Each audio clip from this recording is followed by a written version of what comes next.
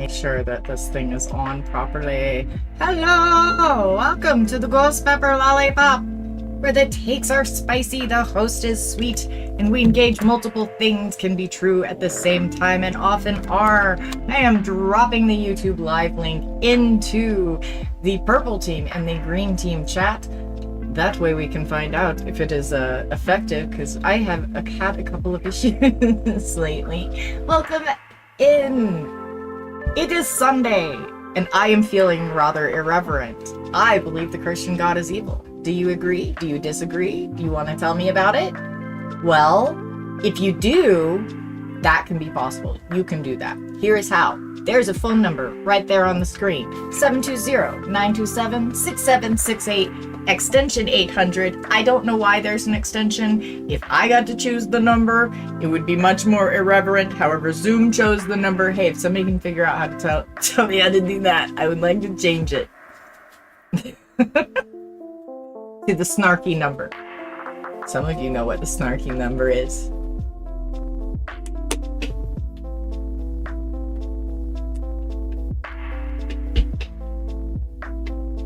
We like some similar music, Little Dry and me. I like it. I have a really diverse musical taste, though. I love art so much, and I'm an art nerd, but I love art, and like music is the art that reaches through everything. It will touch everyone in different ways, and like, I don't know, there's something really fucking special about music, and I love so much that I get to be lucky enough to share music with people. And like, people bring me music and stuff. It's such the coolest thing ever. I love the interwebs. I love them so much. Hello, YouTube people. Welcome in. I hope you are well today. Get in here, get cozy. We're going to hang out.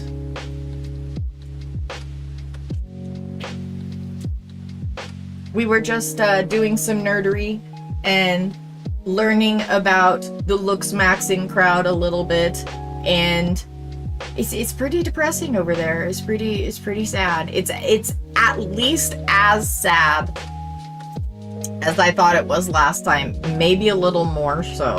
Maybe a little sadder this time, because we looked at a different creator who I feel like says they've left that community and is still kind of talking like one of those looks maxing types, and it makes me afraid for all of society, but mostly for the people that are engaging in those harmful behaviors that are going to hurt them long term. And I mean physically harm.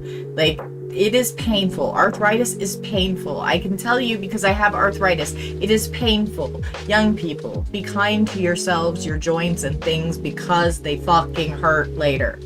Okay? Be good to you. Be good to you.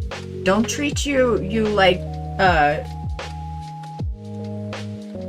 piece of trash. You are not a piece of trash. You are a person. Treat you like a person. And people, unfortunately, get arthritis from silly shit we did when we were young. It's painful. Thank you so much, Vitingale. Yes, please, click the like in the YouTubes. Please and thank you. It will make it go to more people. And if you don't mind saying hi in the YouTube, that helps as well. Y'all are amazing. Thank you, thank you. I do have some content in case, like, while we wait for callers, just in case, so that we have something to talk about. But I figured I'd start with just little chatterings while we I don't know, wait to see if anybody wants to call in. Figured we'd start with just a little basic chatterings. I don't know that this lo-fi is like my very favoriteest, but you know, here we are. My dog though is like, I want attention now. Pet me, mother, pet me. She is serious. She is like grabbing my chair, and she has her paws like curl like hands. She keeps grabbing the arm of my chair. She's gonna yank the arm of this chair off one of these times, with her like being frustrated that I'm not petting her enough. Yeah, on Lala. Yes. Yes, my little potato. Yes, I love this potato. Yes. You're a good potato. I don't want your hand up there. Why is your hand up there? putting her hand up there. He has a pretty smile. You're a pretty girl. Okay, I don't want to. Oh my goodness. You're so silly faced. You're so silly faced. You are. You're a silly girl. You're a very silly girl. And I'm busy right now. Okay? Aya. Uka aya. Uka aya. Yo. Kyo. Yo. Aya. Kyo. Aya. Aya. Yeah, okay. It's not real. She does have hands. She has Sahala hand. She's puppy hand. Don't tell her she doesn't have hands. She don't have thumbs. That's what she doesn't have. I remind her of her lack of thumbs sometimes.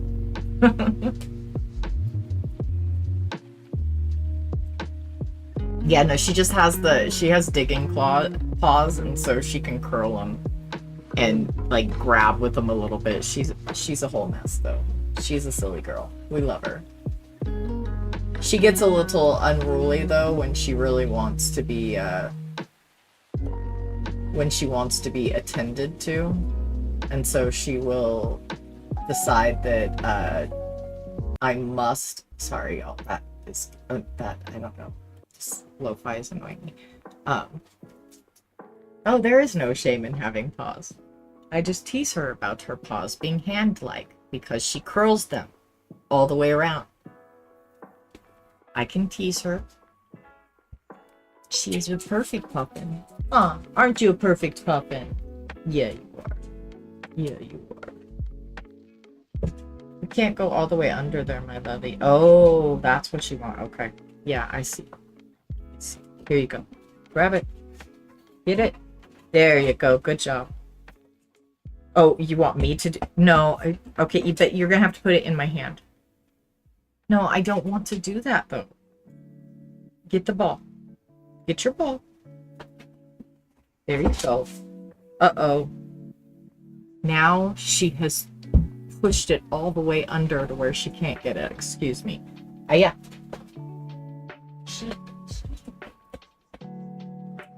Yo, Mona.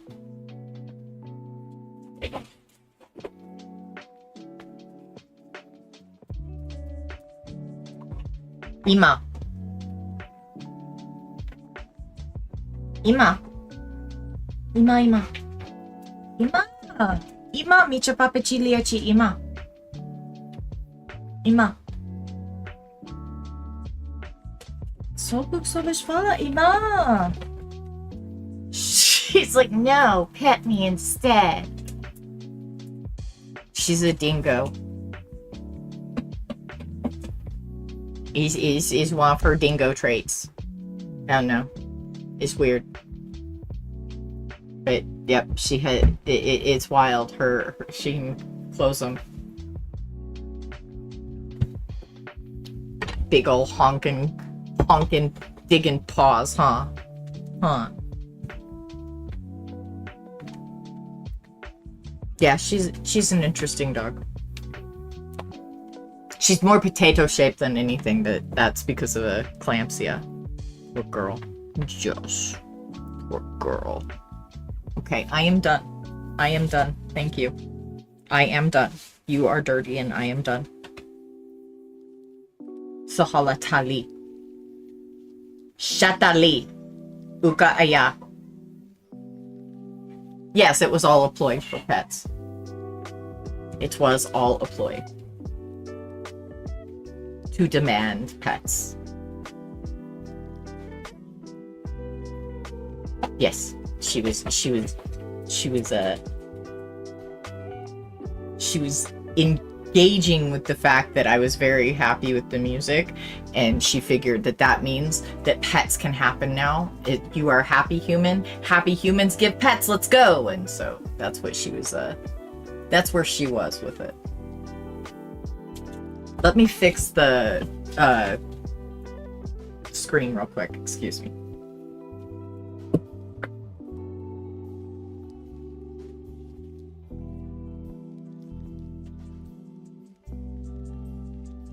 So hello, Lynn Marie. Do not open that screen again, please. She keeps opening it and like leaving it open, and the flies are coming in, and that's driving me absurd.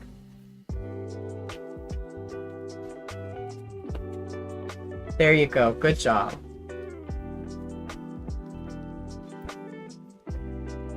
Yes, she's a good girl. She's a good girl. She is now laying down, but she's a good girl. She's sweet. She's very sweet. She's a big old cuddle muffin.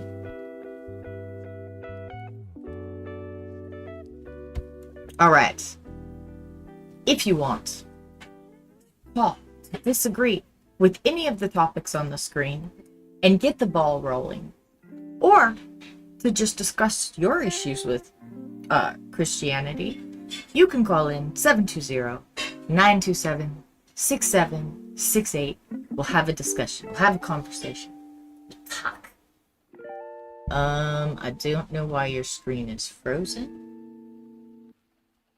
Let me double check all my stats. Not on my end. It must be your end. Refresh. Try refresh. That may help you. Oh, my gravy. You know what I forgot to do yesterday? I forgot to see if FrostyBot had a chat widget that would put Purple Team Chat on the screen. I still need to do that. I still need to find us a chat widget for that. We need one. We need one.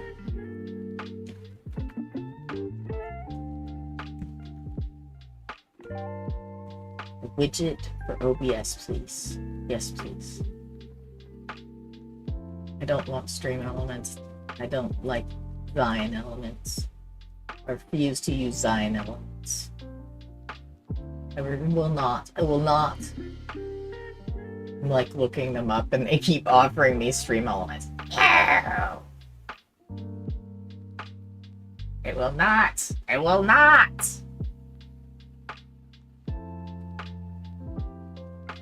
I deliberately got rid of them. That is why we have StreamerBot and that other one. I can't remember. Oh, awesome. I'm gonna put that on save for later. Thank you for sharing that with me. Oh yeah. I love music. Let's go. What is Nerd or Die? I'm gonna find out. I like nerd things. Nerd things are delicious. I'm a nerd. Mostly. Oh, hell no. I don't have that. Go away.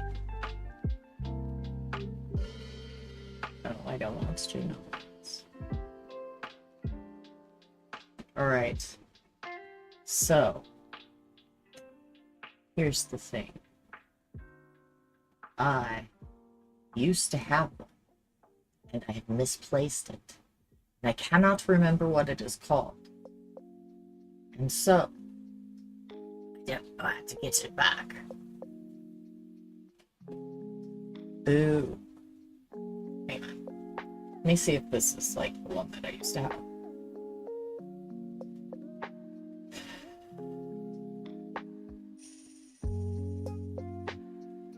Huh, I may have found one. I may have just found it.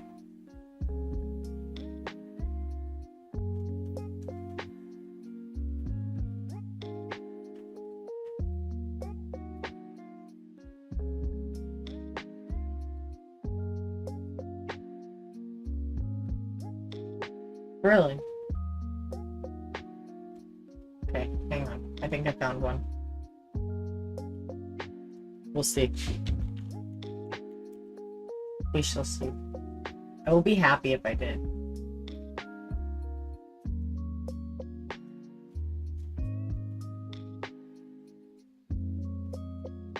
Think I did. I think I did. Oh yeah. Oh yeah. I just need to get a link real quick. Oh no.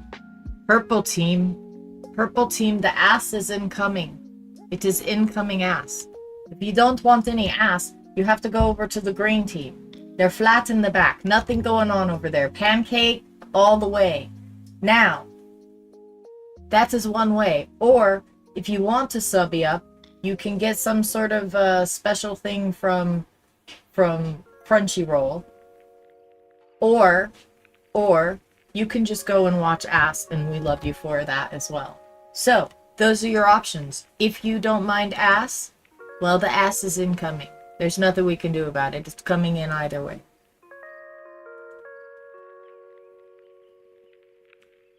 I mean, I guess I could snooze it, but then it would just be coming in 5 more minutes. So, like, there's really no sense in it. There's really no sense. I'm calling this scene Purple Team.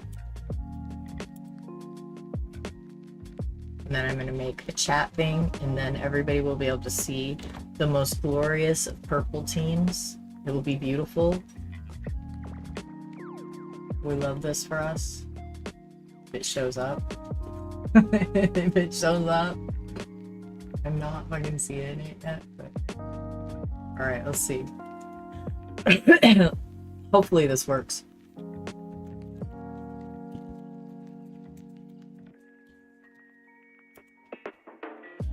I don't know yet, though. Let me know if that starts pulling chat up. It should be... Yeah, that's what I'm doing. It should be over where the pom-poms are, is where you should see the chat. I told it what I needed it to be for. Hang on. Yeah, see? That's not...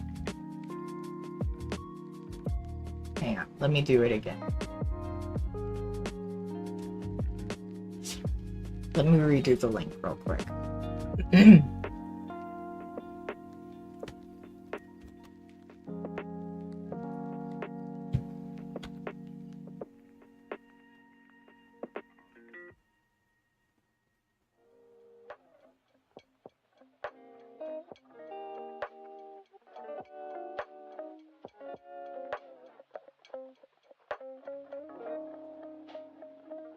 Generate. Again. Copy the whole thing. Why is it showing up undefined? What's the hell? Oh, that's okay.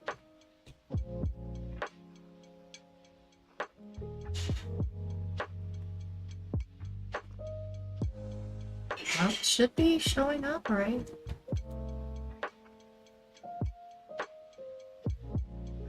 Don't know why, unless this widget just doesn't work anymore. Hey Jay, welcome in. It is not showing up there at all. Oh, biscuits. It's from Night Dev, but it does not seem to be working. And it's like I don't know, I told it something.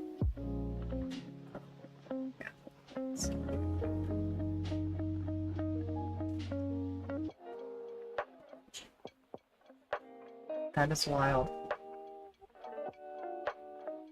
Maybe it matters from which place I'm generating the link.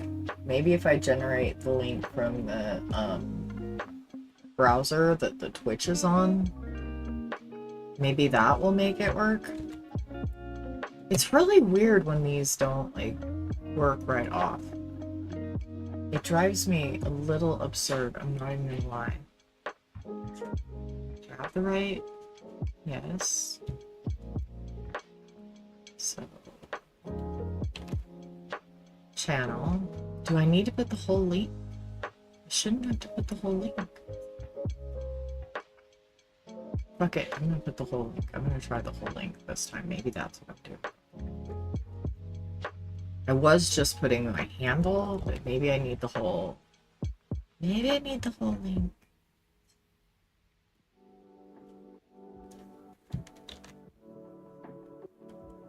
That could be what it's doing.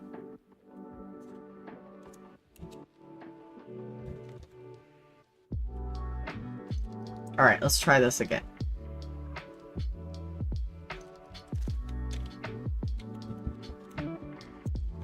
No, I had just put it up on the top right now while we were testing it, so it's just on the overlay by where the pom-poms are. Where the pom-poms are hanging on the wall, but it doesn't, I'm not seeing anything on it. Like, at all.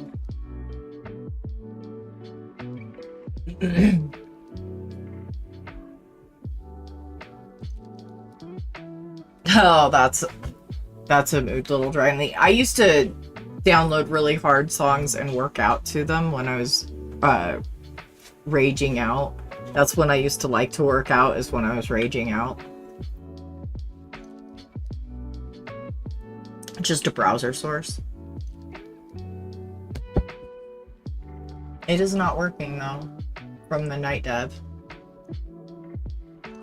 I thought that would work. I thought wrong. It was worth trying though. I am switching this lo-fi. I don't like it. It's too many.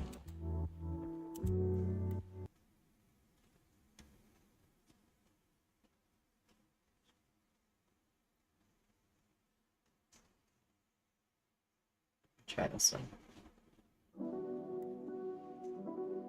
No. Definitely no. Not working. I think this is the one I usually do.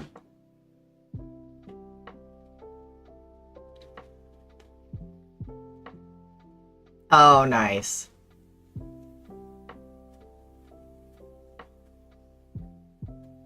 This isn't too bad.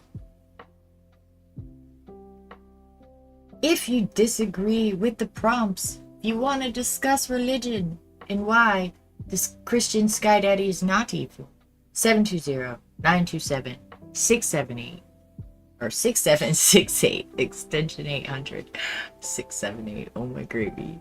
Oh my gravy. All right, let's see. I may maybe it's just that I might just be overstimulated.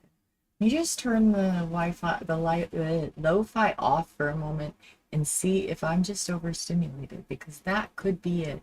I could just be a bit overstimulated. That does sometimes happen. That does. That can be a thing that happens sometimes. Ooh, I have a philosophy.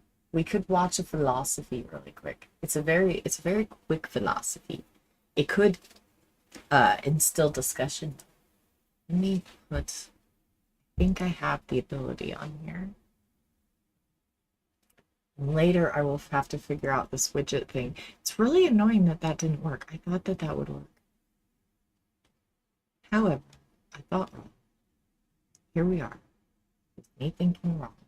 All right, this thing that I'm going to show is purpose versus meaning, a philosophical discussion, because a lot of the reason why a lot of Christians have a hard time breaking free is the feeling of purpose, like having a purpose in the world and being special.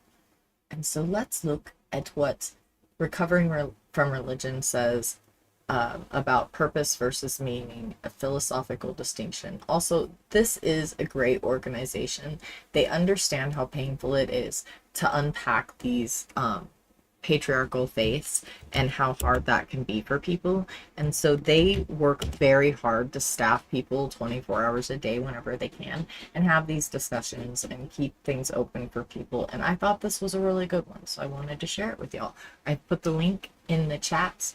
Please be sure to go like the video. I think a lot of times people use the words meaning and purpose. Oh, let me make sure I have the audio set right for y'all, because I had it set to music audio and we want to change that a little bit. Here we go. I think a lot of times people use the words meaning and purpose interchangeably, and I think they're slightly different, and I just want to like kind of draw out a distinction between them, just for some clarity's sake. In my mind, a purpose is like the function or the aim of a thing, right?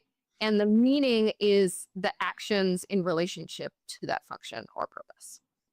So let me give an example. Yeah.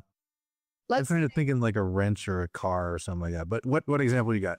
Yeah, well, I mean, you could use a tool, right? Like if you had a wrench, if the meaning of the wrench is to like turn bolts, right? Or the purpose rather of the wrench is to turn bolts, then if I like, painted the wrench pink and added like a horn to it, Oh, right? The meaning, like the horn would seem sort of meaningless in relationship to the function of the wrench, right?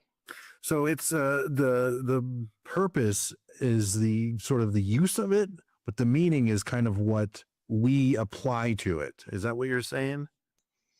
Yeah. So like the other example I was thinking of is like something that's going on right now. Let's say you've got a bunch of people marching in the streets who are there and they're shouting and they've got signs. And if their purpose is to disrupt life and make it known to the powers that be that there are things in the social world that they don't agree with and they want changed, then that marching in the streets and shouting and like holding signs seems very meaningful, right? Like, I'm going to do this because this is meaningful for this end or aim that I have. Okay. If the purpose that those people have is to like play a Bach concerto, then like marching in the streets is not going to like be very meaningful to that purpose, right? It's like going to seem sort of meaningless to go marching in the streets unless you're doing it like for exercise or something, in which case the purpose is exercise, right? Yeah. And so when you think about what the meaning of the action is or the meaning of your life is, you have to think about it in relationship to what you think the goal or the aim or the function of your life is. And purpose, I think, is what drives a lot of religious people to faith, because worshiping and obeying their God feels like it has meaning to them. It feels like it's something worth living for. When I think it actually just denies them experiences and connections and a respect for this life and this experience that they could have without him and that they cannot have so long as they believe in him. But I also understand that belief isn't like a function of choice. Like, you believe or you don't believe, which is why I was never a believer. I could never believe in it. And my religious trauma comes from being abused because I couldn't grasp faith, which faith, like, they don't tell you honestly what it is when you're a child, or when you're being groomed into the religious societies. They don't tell you what faith is. They just tell you have to have it, and they try to vaguely explain it to you in a way that makes it your fault that you don't have this thing. And I could never grasp it. And on what faith is faith is the suspension of disbelief. Believing in something regardless of logic, regardless of explanation, regardless of evidence. It is suspending disbelief to believe in this thing or being or whatever. Whereas I think that also another phenomenon with religious people and faith is they assign the wrong like meaning to the word faith, where they don't understand that to have faith is to suspend disbelief and to agree to just not address the things that make it seem absurd. And instead they choose to have trust in this higher power. Trust is the word that comes most readily to mind. They're trusting in them. They're choosing to believe and trust in this external figure from themselves that makes them feel like they could be special in some way.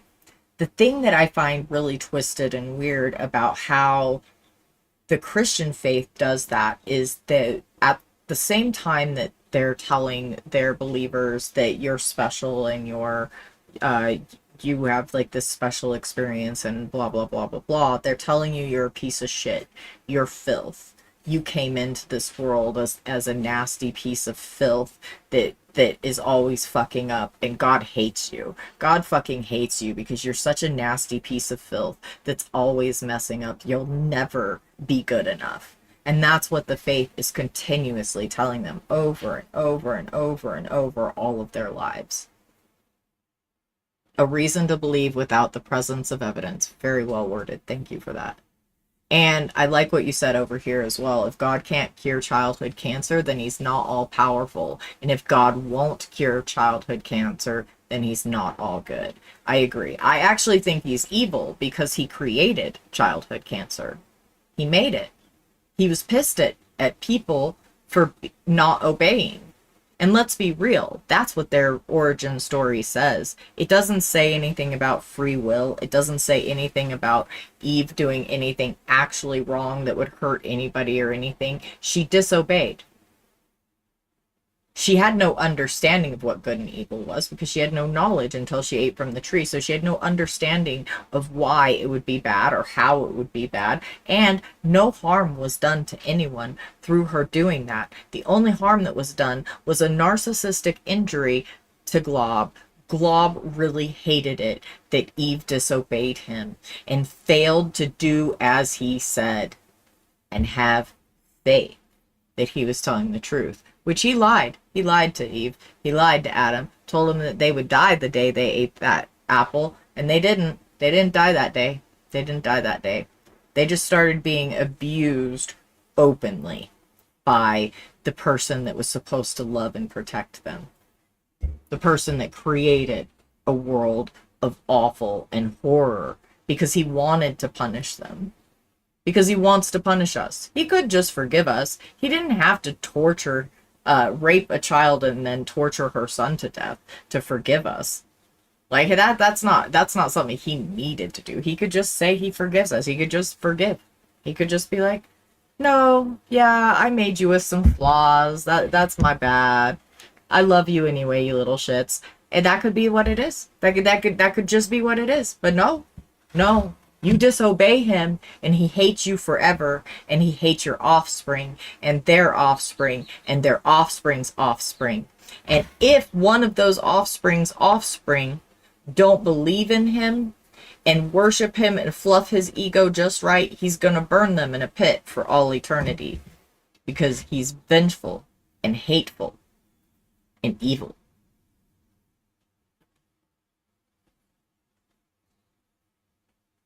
Yeah, blaming the rest of us for Eve eating a damn fruit. She didn't even know what the fruit was. And he lied to her about it. He lied to her about it. Because she didn't die that day. She didn't die that day. She became a disappointment that day.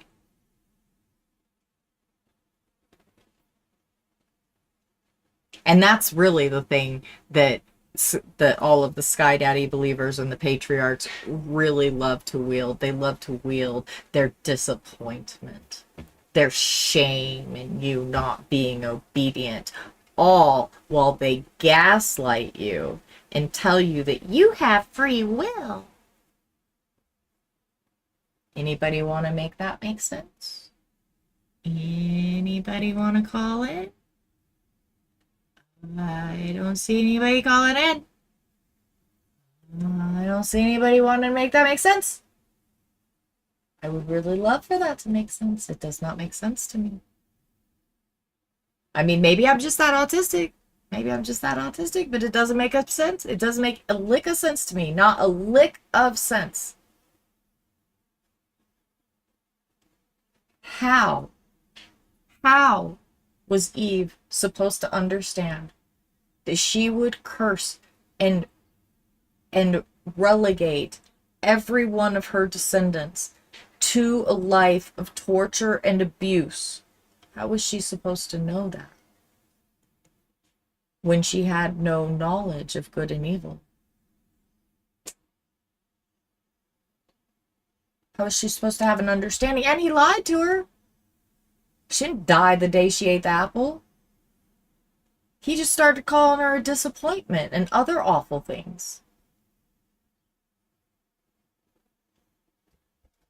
How is that all loving? What's all loving about that? Somebody want to tell me? 720-927-6768 extension 800, and you can tell me. Yeah, biblical God got so mad that his daughter ate one portion of the food he was hoarding. Yep. I don't even think they were his leftovers. I think that was the shit he was hoarding. He was just hoarding that shit for himself. That was the really tasty, sweet, nice stuff. He was hoarding it because he wanted to torture people. And he decided, oh, yep, now you've given me a reason. I was wanting to beat up on you. I was wanting to torture you, but it made me feel bad before you gave me a reason. And now you did what I told you not to. You disobeyed, and now I have a reason. And we perpetuate that nonsense with children when children have no understanding of right and wrong, no understanding of good and evil, and yet we will hit them for disobedience. And that's normal because of this evil story, the evil story of Adam and Eve and how Eve doomed all of humanity. It's just an excuse to abuse women. It's just an evil excuse to abuse women and children.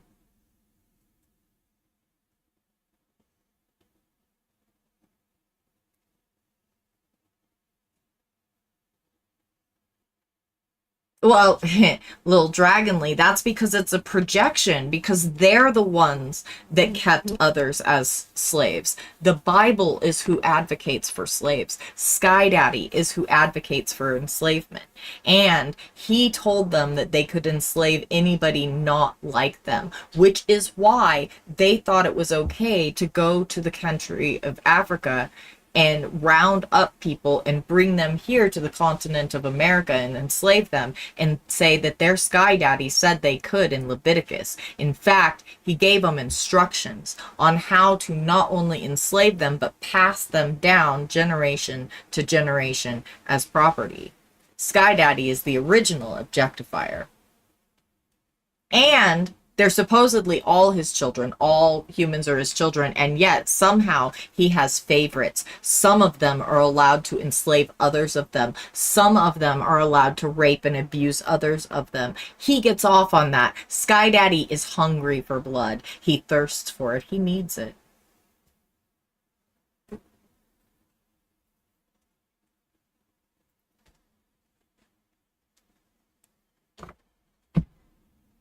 This fly. Swear to mercy. Oh, I got one of them. There's two of them. Oh, no, there's three of them. Sahala brought flies in.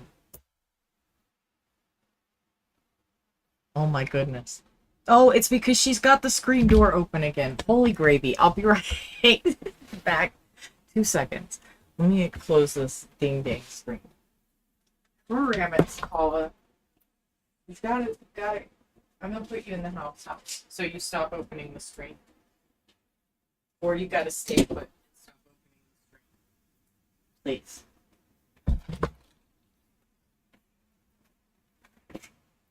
I have one of those screens that's supposed to magnet closed. I need a new one because it doesn't magnet close properly.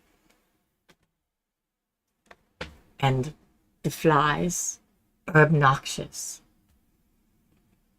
Oh, yes, exactly, Little Dragonly. They came with a Bible in one hand and a musket in the other. That is actually incredibly excellent verbiage. You nailed it there.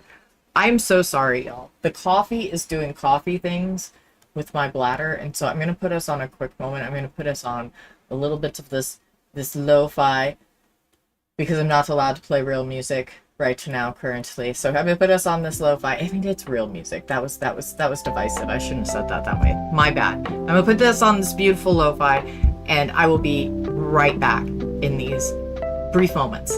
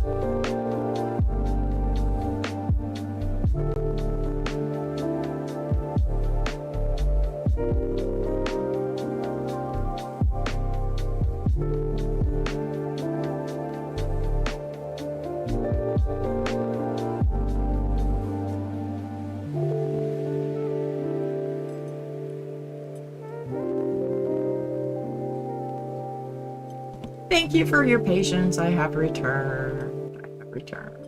We are back. We are back from our brief moment. I just came up with an idea for cream cheese blondies that I think I'm going to have to create after I'm done with you beautiful people. I feel like cream cheese blondies could be incredibly delicious, and I want them. I want them so much now that I have brought them into my attention span. I ran out of cocoa powder because I keep making black bean brownies. So I'm gonna make some cream cheese lentil blondies next time. It's gonna be great. I should have probably put some lentils in to soak, but I will just have to soak them overnight and make my blondies tomorrow. I have a thing for the bean goodies.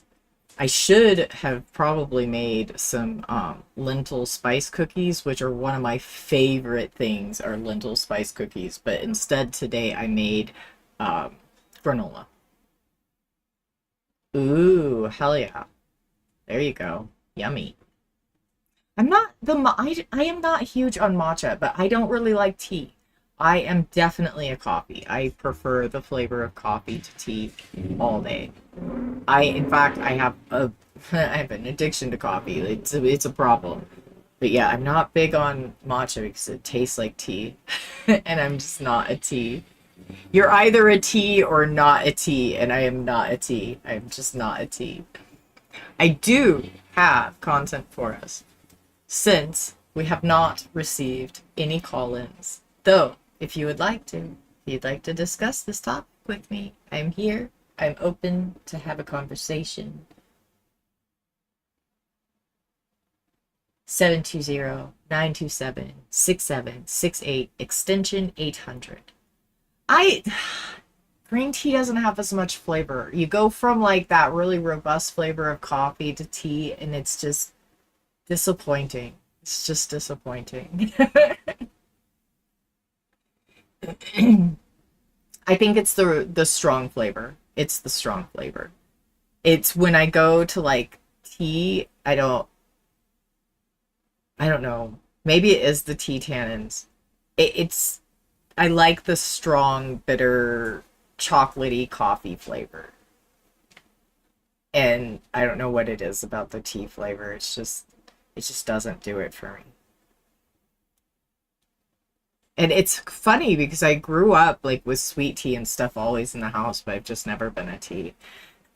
Like I'll drink it sometimes because I should like drink something other than coffee, but mostly I'll just rotate coffee and water because I'm addicted to coffee, and it's that strong taste. And nothing has like quite that like robust a flavor as coffee. Coffee is just uniquely flavorful.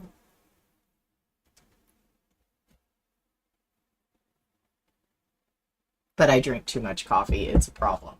It is a problem. Excuse me so much. So sorry, y'all. All right. I do have, while we await any callers, I have us a comedy, not a comedy. I do not have any comedy. I'm so sorry. I have no comedy. There is absolutely no comedy today. I misspoke. I have a content for us to fucking fly. Get off of me. The content for us to respond to. That fly was on me. I hate that so many. Like, hate that so many. Off of me, fly. This dog left my door screen open and now I have flies. They're plaguing me. Feckin' flies. Fecky flies. Go away. Nobody likes you. Oh my gravy. Flies are such a nuisance. Alright. Until somebody is willing to have a conversation with me. Until somebody is feeling froggy. I have for us this.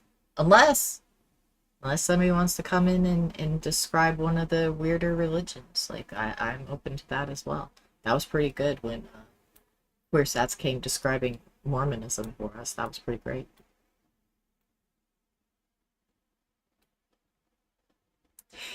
Yeah, I have brain fog too, and like, I don't know, general ADHD issues, and so if I don't have caffeine, like I'm having a raw dog ADHD and ADHD, and I have a weird heart condition that means that keeps me from being able to use most stimulants, so I can't take any of the medications for ADHD, so it's wild.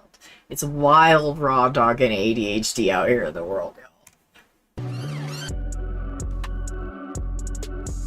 Oh yeah, I forgot to tell you what this was called. My bad, my bad. This one is by Unreligiously. It is Sacrificing Godly Women, the Christian Attack on Body Image, Marital Roles, and Mandated Motherhood. And we will be discussing this while we await a brave caller.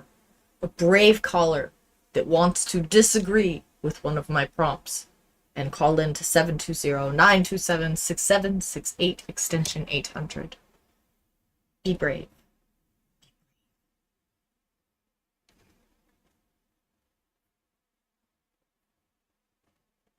I quit cigarettes. Sometimes I miss them, but I quit cigarettes because I have macular degeneration of the eyes, and I'm going to go blind, and it will happen faster if I keep smoking cigarettes. So I quit. It was hard, but I did it.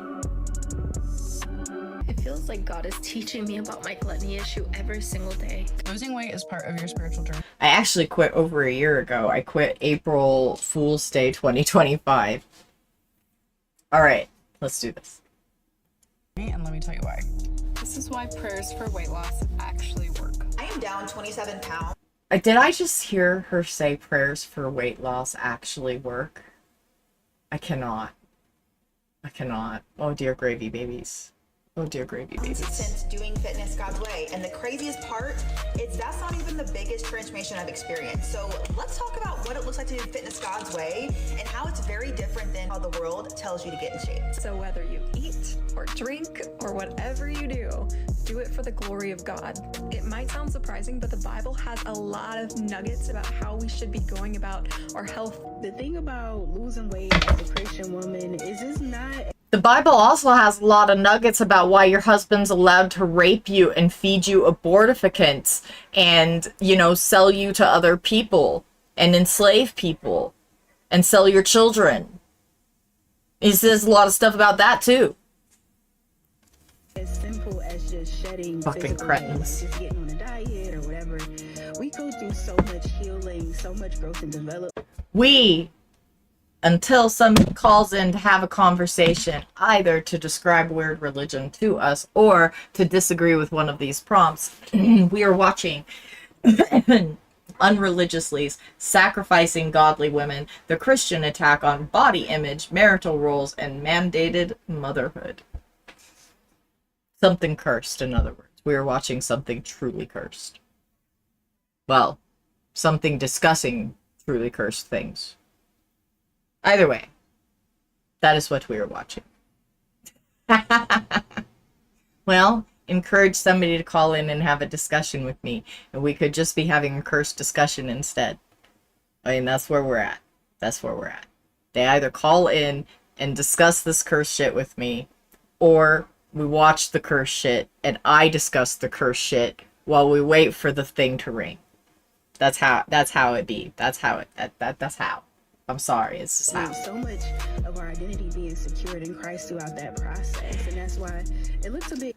Your identity in an imaginary figure, an imaginary being, your whole self is in this imaginary being. And this is why it is so painful and so hard for people to unpack this stuff.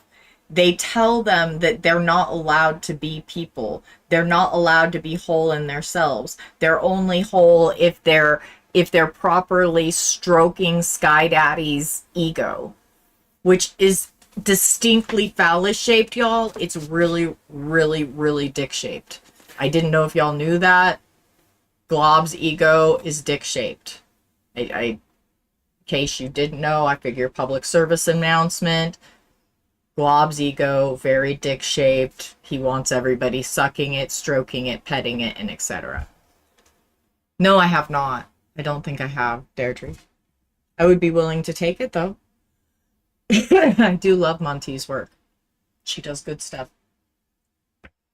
And she is one that had to unpack all of that religious stuff from a believer's perspective, which I don't envy. That has to be devastatingly painful. And I'm so glad that places like Recovering from Religion exist and stuff, because they do work hard to provide a landing zone, a soft landing for people that are deconstructing. Because when you make your entire identity about something that you have to do apologetics for and twist yourself into a pretzel to keep believing and excusing, it's very damaging. And not only is it damaging to you because of the abuse you have to do to yourself to continue that cycle, it's damaging when you let go of it, because it's so ingrained and it was groomed in so early that the pain every time you find a new thread, or just that you have to let go of these things that you thought were real, is very deep and very real. And I don't have any shame for people for having to deal with that pain. I just want you to process through it so that you can be a whole person and enjoy life for what it is. And live for this life here today. Don't miss anything. Because regardless of whether or not you're going to let Sky Daddy scoop you out and take you and let you be a fluffy cloud somewhere or not, this is the only time you get to be here with these people. Because some of these people, by your own beliefs, are going to go be burned for all of eternity in a pit of hell. Or is that why you other so much? Because you don't want to love the people that are going to go burn in that pit. You want them to be something monstrous. And they're not, huh? Is that the hard thing to come to terms with? Is that the thing that makes you uncomfortable? When your kid is going to be going to the Bernie place, but you're going to go be scooped out and be a fluffy cloud? And what parts of you is he scooping out besides the parts that would be hurt that your kid is burning? Just curious.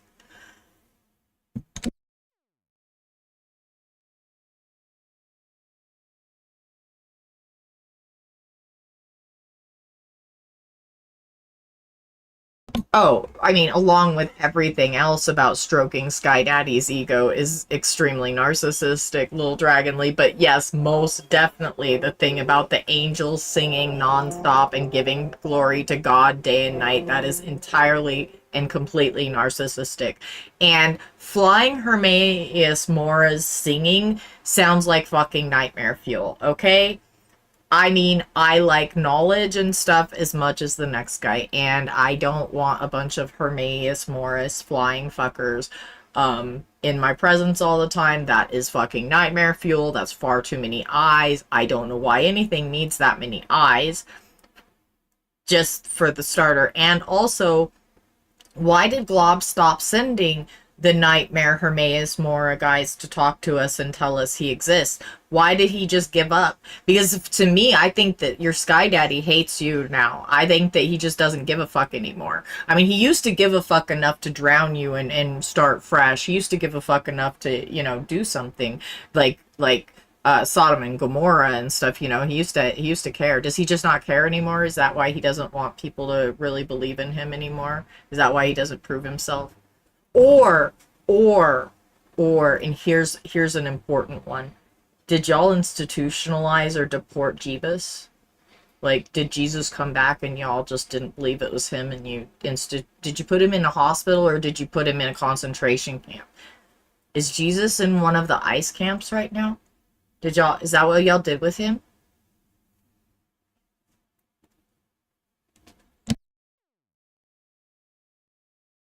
No, the biblical angel, Deirdre, is, I mean, I guess it's probably similar to Io, but I was equating it to, one of the Daedric gods of Skyrim, Hermaeus Mora, who is the thing that looks most like a biblical angel to me.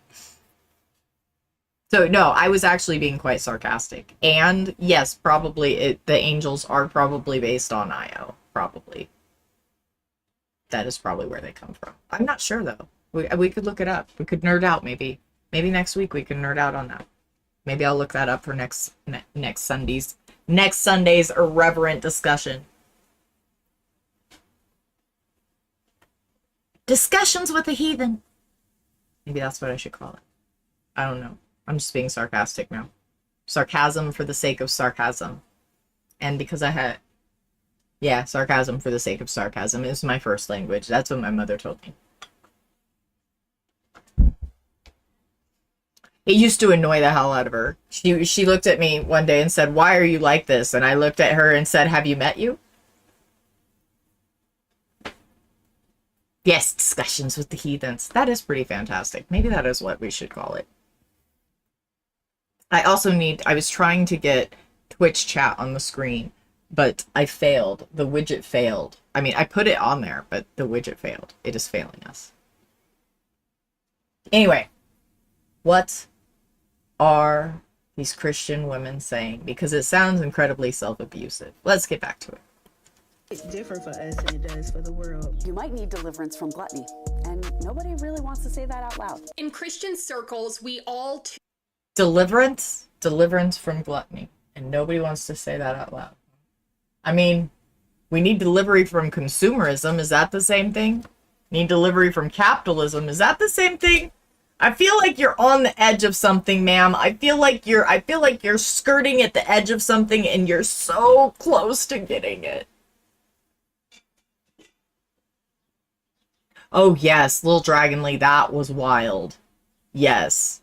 Yes. Even their kids. People were giving away their kids. There's a couple that sent their kids to another Goram country.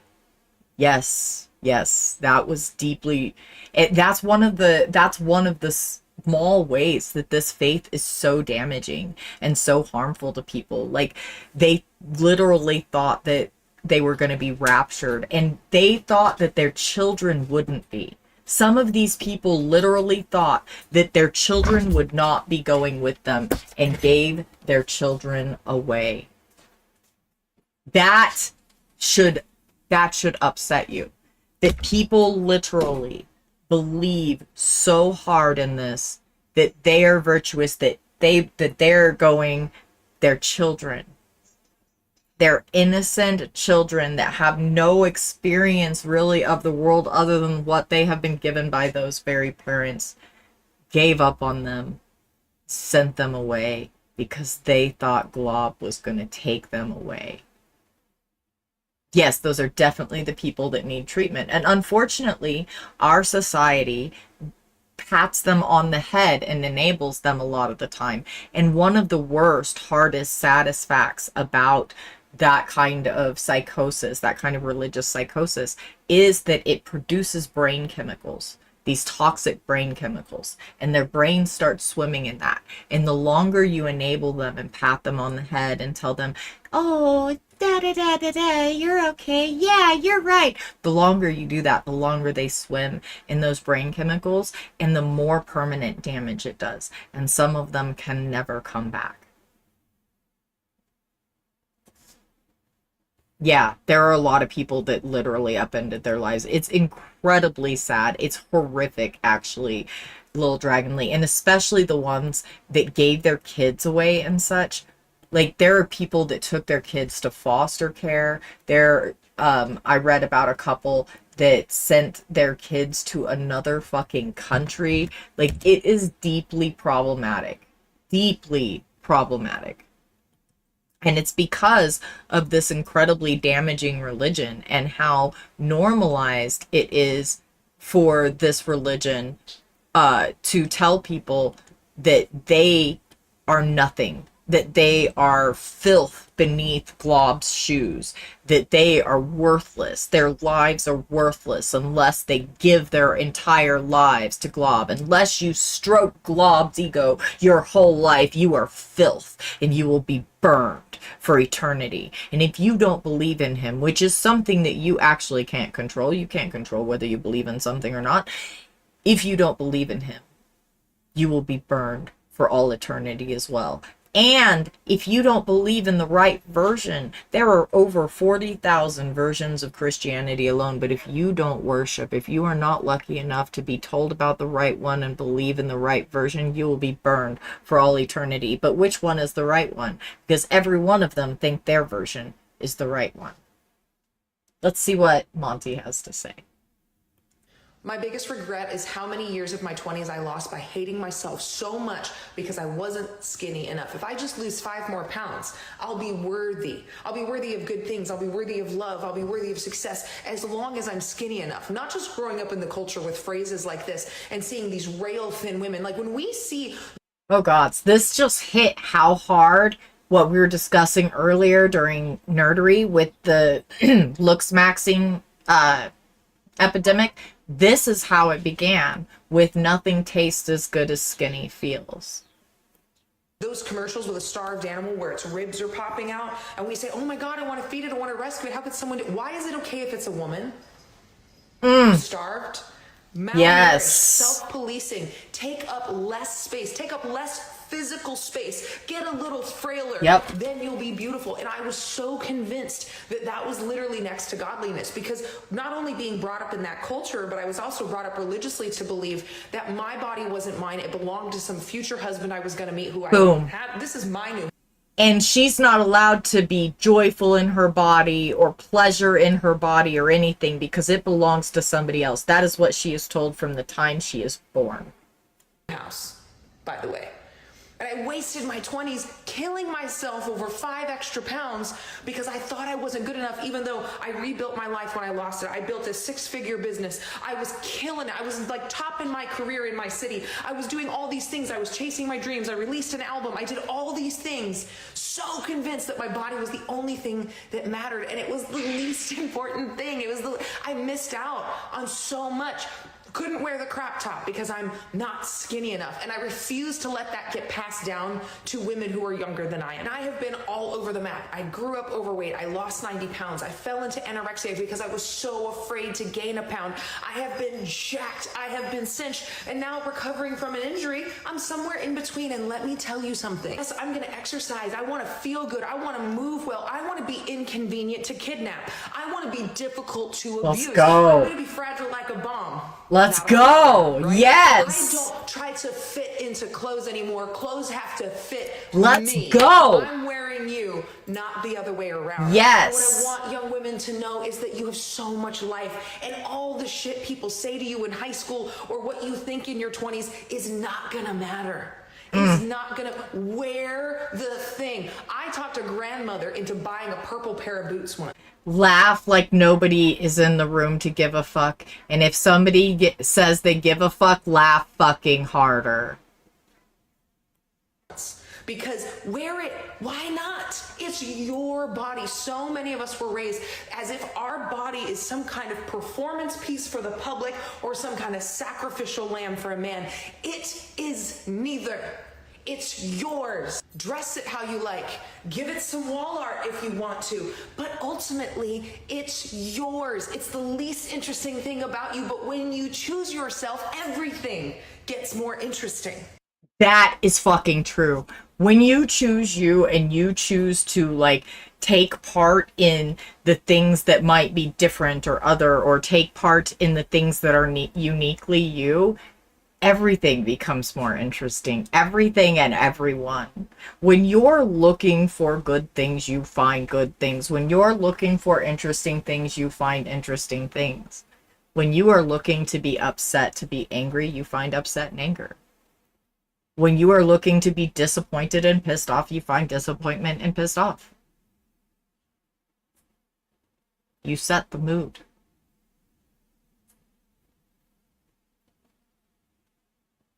Oh, yes, exactly, Little Dragon League, like what we were watching earlier with the young men that hit themselves in the face with hammers and inject random chemicals into their bodies and etc. No, exactly. Well, yeah, exactly.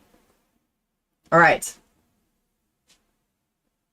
Thank you for having this discussion with me. I know that these discussions are hard and sometimes it's kind of tedious and we never want to like talk about the hard things because they're uncomfortable, and sitting in discomfort fucking sucks. And once we get better at sitting in discomfort, once we get better at having the hard conversations and talking our way through topics, we get power over that discomfort. We get power over how much it affects us, how reactive we become. And we get power over how much community we have and how deep our community is. We get to actually make good, lasting, intimate connections, and not just connections that are superficial, and not just echo chamber bounce back kind of connections. We get to make real connections with people and see each other in real ways and celebrate one another's differences. Yeah, all to show a warped, twisted form of strength. Stoicism is not strength. It's not. That is not strong. That is going down into a bottle that is pressurized, and the top will pop off of it. And in the moment that that top pops off that bottle, you are not strong. You're flailing.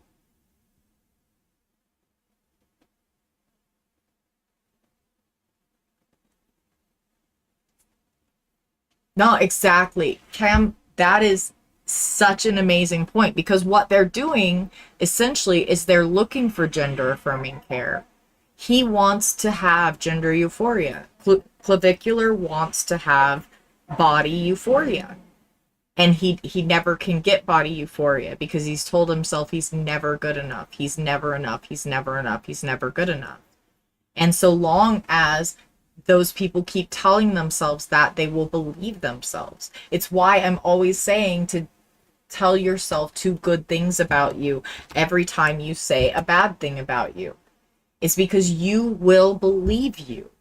If you believe the people that told you you had to be skinny, or you wouldn't be failing to eat or whatever you're doing. You believe the people that told you had to wear makeup or you wouldn't wear makeup. Like all of it, like that was for me. I was told I had to wear makeup. That's not true for everybody. Some people want to, and that's valid as well. You believe you is the point. Like if you tell you something often enough, you're going to believe you. And if you hear something that somebody else says and you repeat it to you often enough, you are going to believe you.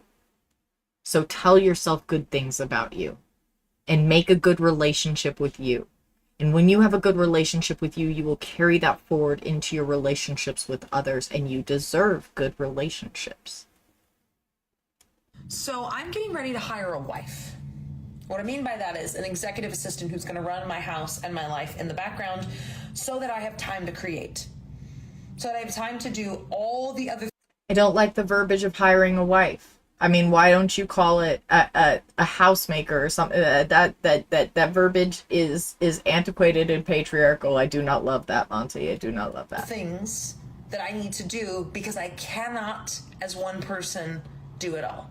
And being in the position that I am creatively and with my business, I now understand why traditional marriage is so productive and necessary for successful men. Because you can't do it.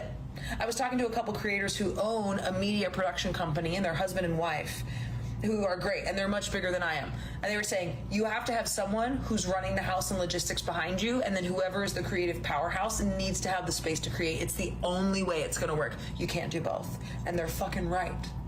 Because I can't create while I'm trying to take care of all this other stuff. And I now understand how men in the past so benefited from their stay-at-home wives. This is actually a good point. Thank you for saying. They could not have done what they did if someone was not behind them, making sure that everything else fell into place. And in this, but they won't admit that. They won't give any credit for that. And in fact, they will shame and abuse the woman that stands behind them doing everything. Everything.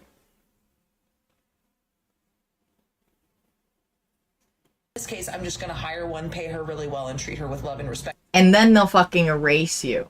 They'll erase you and triangulate everybody to believe that you're crazy because he decided to trade you in for a newer model. Because I know that my career is not possible without her. Because like shit's getting bigger, shit's getting real. Real. And that's fucked up, Lil Dragonly, and it is so much in the white supremacist coding. They do that to native boys about their long hair and their braids too. And yeah, that is an aspect of white supremacy that doesn't often get discussed because there's such a divide between masc and femme. But that is part of it, is that snatching your man card and waving it in front of you if you're effeminate or other, or they're just stronger than you. And I can't do it all. I can't do it all. I could try, but then it dilutes everything else, because creativity happens in the margin. Creativity happens when you have space. If you don't have any space, you won't be creative. And so I'm getting ready to hire a whole ass wife to manage my house, the construction, meetings, appointments, do all that I still don't like that she's calling it a wife. shit so that I can create all the other things I have to do. But now I understand why traditional marriage is pushed so You set an example they wanted to see, that they wanted to model. much, because can you imagine how much more successful I'm going to be when I have a wife? When I have a wife, I now understand how all these men were so successful in their careers and all these other things they did, because they had a whole ass wife at home taking care of everything else. So all they had to do was the one thing.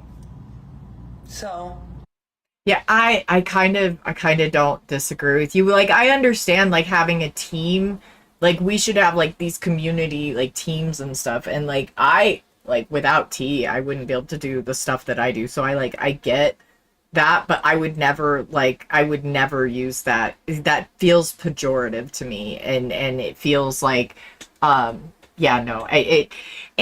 also there I think that there is, in a way, that it's sort of reclamative and stuff, but also like wives are a thing to be bought and sold. Like, we discussed the etymology of that, and that the etymology, whether we understand or realize it or not, seeps in. We have an understanding, a generational understanding of the word, and for now, wives are the thing that are bought.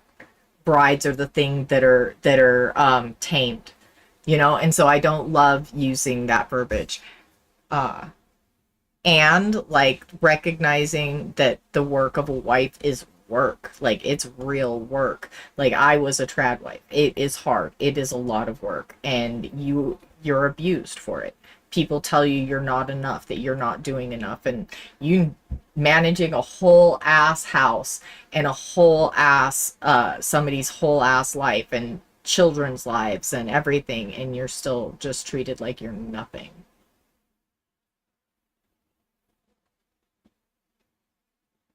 I kind of feel like sometimes these religions like this is their way, I don't know, some sort of weird self-medication. Is it Valium? I don't know. I don't understand it because it's so abusive, and I've never been able to actually understand. Oh, that is so interesting. Thank you for telling us that, Lil Dragonly. That's way interesting. I didn't know that. Alright, I need to put my little thing up here for just a moment. I'm having I have a back injury, YouTube, so I'm gonna medicate while we listen to this for just a moment, and we'll keep talking. Too often see scripture weaponized against women. Women are told to submit to their husbands, and they're told that their husband owns their body in a sexual capacity. They are told to dress modestly, to be meek, and to serve their spouse and their children. But these standard gender roles aren't the only things impacting women in Christian circles. As much as Christians love to bash the modern media, and as much as there are real issues with the way that the media depicts women, there are the same issues within the church, only greater. The religious are not immune to body standards, demonizing body sizes, and equating your worth to your body size. In fact, well, and that's where it often comes from. I mean, all of those things are usually learned from the home and carried forward. Like, of course, that's where they get a lot of that stuff from. And purity culture encouraged it. Like, while it told you to be modest and cover up, it also still encouraged that pedophilic attraction that we were talking about earlier, about like how society is so attracted to youth and symmetry. They're prone to it because of verses that have been plucked out of scripture for centuries. Today we're going to be discussing how the evangelical Christian church in America views weight and body image for women. And I'm going to make the argument that the church promotes disordered eating, devalues women to their bodies, and controls women for the benefit of men. I'll be reading you guys Christian literature that backs these claims up, and I'll show you clips of people sharing their religious views, which will also back up my claims. Let's be clear, gluttony is not just about overeating. It's when your appetite leads, your stomach leads instead of the Holy Spirit. It's Yeah, that is wild. That is wild that she said it that way. Like, your body, it has functions that has to complete, and it tells you that these functions are necessary, and it gives you like these things that you need to do for it to survive. And this woman is like, don't let your body lead. Holy Christ will tell you when to eat. Well, I'm not sure when did, because he stopped like talking through burning bushes and sending the many-eyed nightmare angels to like talk for us because apparently his voice is too powerful or whatever the hell. So like, when does the you can eat now message come? Does it come? How does it come? Is it like why didn't I get the memo on that he was supposed to tell me when I could and couldn't eat? Because I've never had him tell me when to eat. Oh my goodness. Are we all doing it wrong? What even the fuck? Don't let your stomach lead, let Holy Spirit. What the fuck? when food comforts more than the Holy Spirit. It's when you know you feel full, but you keep eating anyway. And this is not about condemnation at all. When food fills me because it has substance, because I can touch it, and it actually literally fills the hole inside of my body. It's a pouch, actually. It's not really a hole. It's a pouch. It's like this little pouch, and you put food in here, it goes down in the pouch gets filled, your body functions more. Sort of like that. The fuck are you even talking about, lady? Holy. Evie, hello. This is about conviction. Let's point ourselves to the Bible, because the Bible actually warns us about gluttony, and it affects. Honey bunches of oats. The Bible tells you to keep slaves and how. The Bible tells you that your husband can rape you and feed you abortificants if he doesn't like the child you're bearing. The Bible tells you that your husband can rape you and that you have to smile and take it. The Bible tells you that Glob hates you so much because this other being that he made so long ago ate an apple, that he needed to rape a little girl child and torture her son just so that he could forgive you. Be so for real, man. Be so fucking for real. Yes, exactly. Lil Dragonly, exactly. And because they don't want to. Because men weren't taught to control themselves. Christians will tell women to cover themselves, and that's where excuses for rape come in. Except for it's deeper than that. It's deeper than that. They say that men don't have to control themselves, that it's men's urges and that it's women's responsibilities to make sure that they are managing men's feelings so that men and men's bodies so that men won't be aggressive. Your self-control, your discipline, your clarity, your health, and what's the last one? You guessed it. Your weight loss. For those of you who No, have I didn't left guess it, you religion, asshole. For those of you who may be currently in it, my hope is that you will listen and better be prepared to defend yourself against this type of rhetoric in the future. My hope is that you can. They won't defend themselves. They just do apologetics. They just said, well, God said so, so it must be like that. And continue the self-abuse cycle. Only they won't just abuse themselves, they'll abuse their children and other people's children that are in their community, and anybody that is unfortunate enough to say something on a day that they don't like it, something they don't like on a day they feel brave enough to open their fat faces, which is not today apparently, because none of them are calling in to tell me why their sky daddy is not evil. And heal some of those beliefs, and that you will leave this video knowing that your worth is not tied to your body weight, no matter what background you come from. As we walk through this, we'll talk. Your worth is not tied to your body. Your worth is not tied to your body. We are a fortunate species. We're also a pretty cool species. We're a social species that gets to consciously experience life. We get to consciously experience, remember, and process in like an external way, both internally and externally. We are nature experiencing herself. And we get to have that experience and share that experience and mold the entire world because of it. And this is the kind of shit we choose to shape the mold as. That's wild, y'all. That's fucking wild.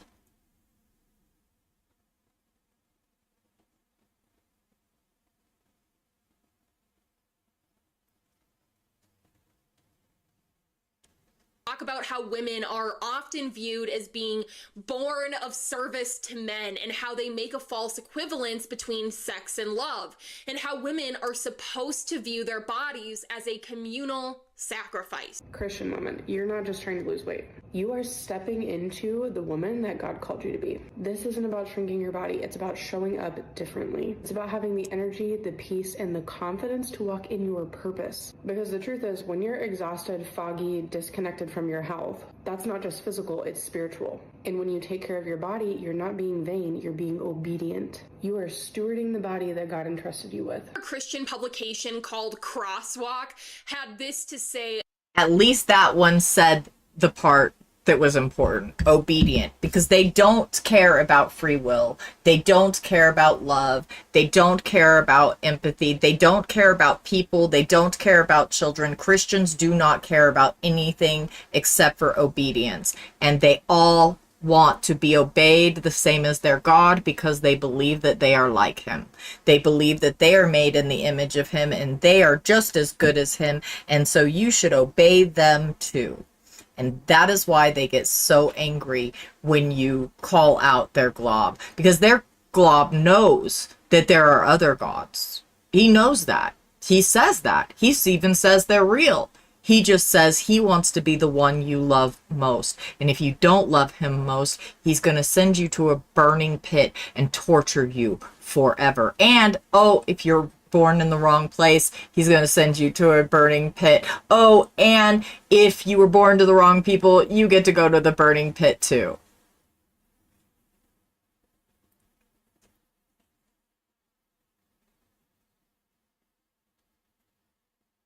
Oh, yeah, well, you know, I haven't had Christians ask me what it would take for me to believe in God. None of them have ever cared enough to ask me that. They've told me why I'm wrong and why I'm evil and why I'm a heathen. They've never ever asked me what it would take for me to believe in him. They've never asked me that.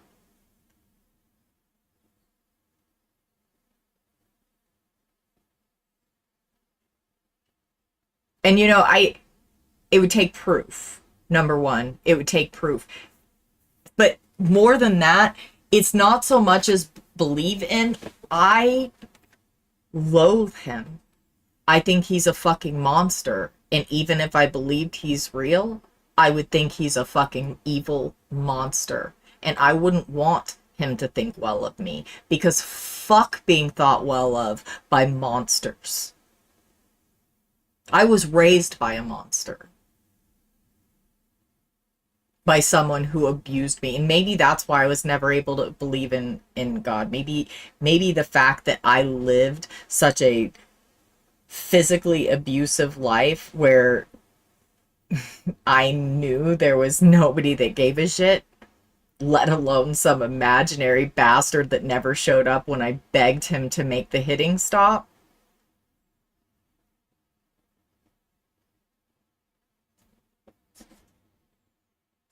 And any God that would make the man that held a gun to my head at 3 years old make him seen as a good person, and me, a child, seen as bad.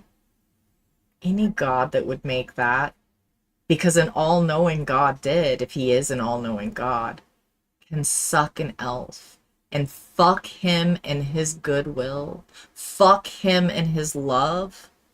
I don't want to be loved by a person like that. That's a monster.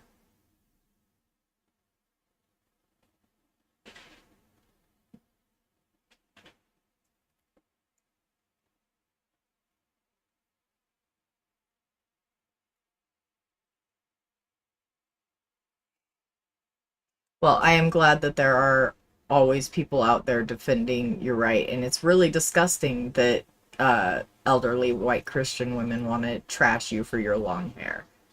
And that's heinous. And it is an act of genocide on multiple fronts because of the people that were here before and the people that they stole from other continents and the different way that their hair was worn, particularly long, and braids, dreads, etc. So that is an act of genocide and white supremacy to attack you for having long hair. And ultimately, the Christian religion is a genocidal white supremacist faith. I don't care if you are a brown person that believes in it or not. You believe in a white supremacist faith. Period. And I can prove it. Because of all the people they've genocided. Show you all the people they've genocided. In the name of their God.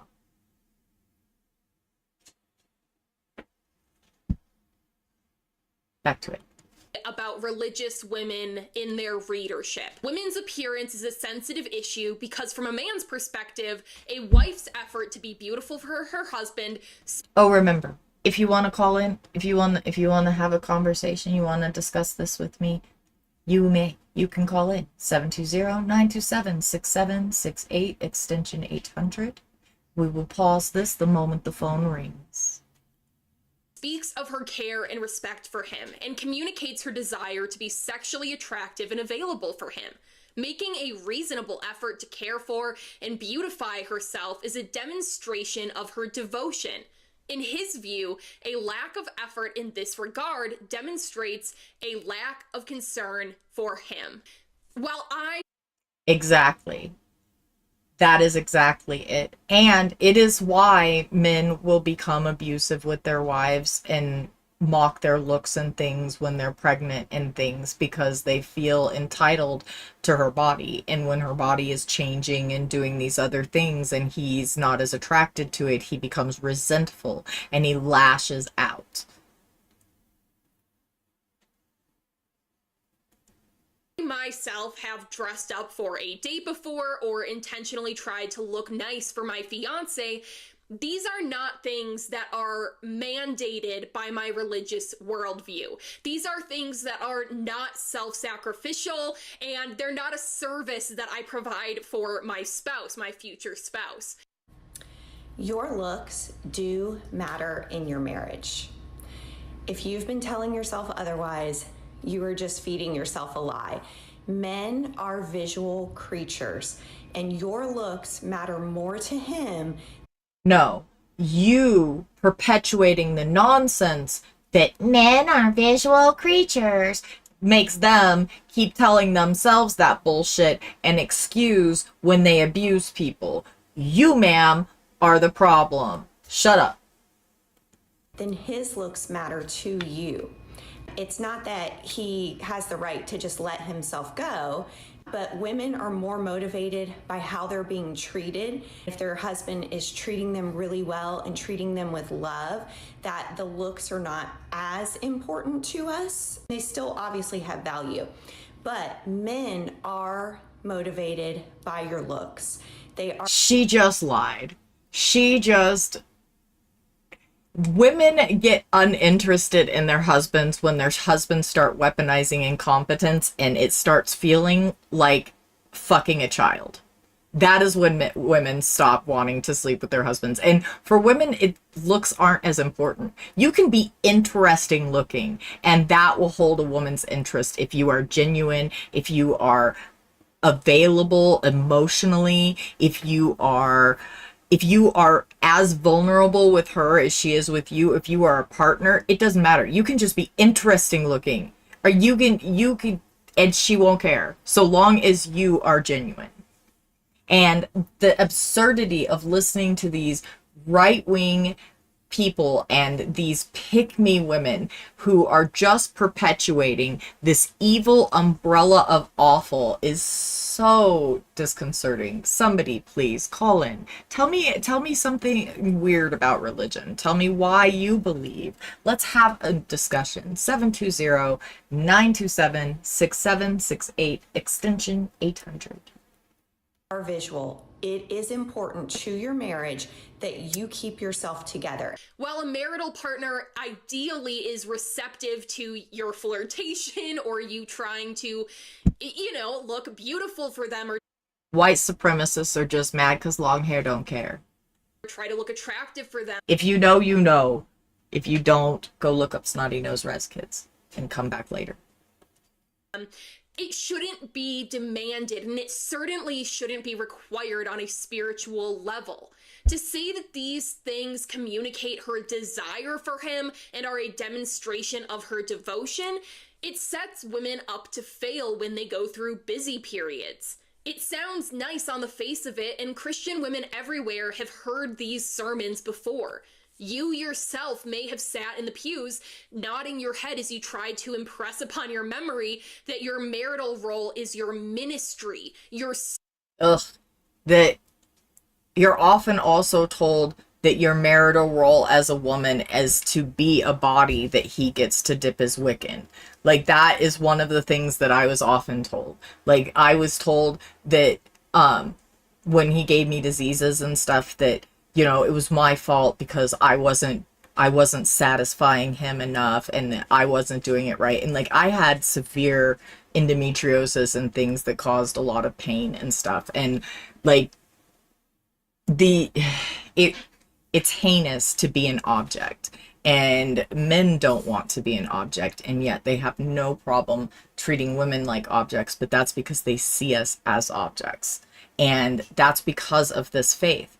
This faith tells them women are things. This was a thing that was made from part of you. So you're entitled to do to this thing whatever you want. And this thing better obey you. And if it doesn't obey you, you can beat it and abuse it or sell it and give it away.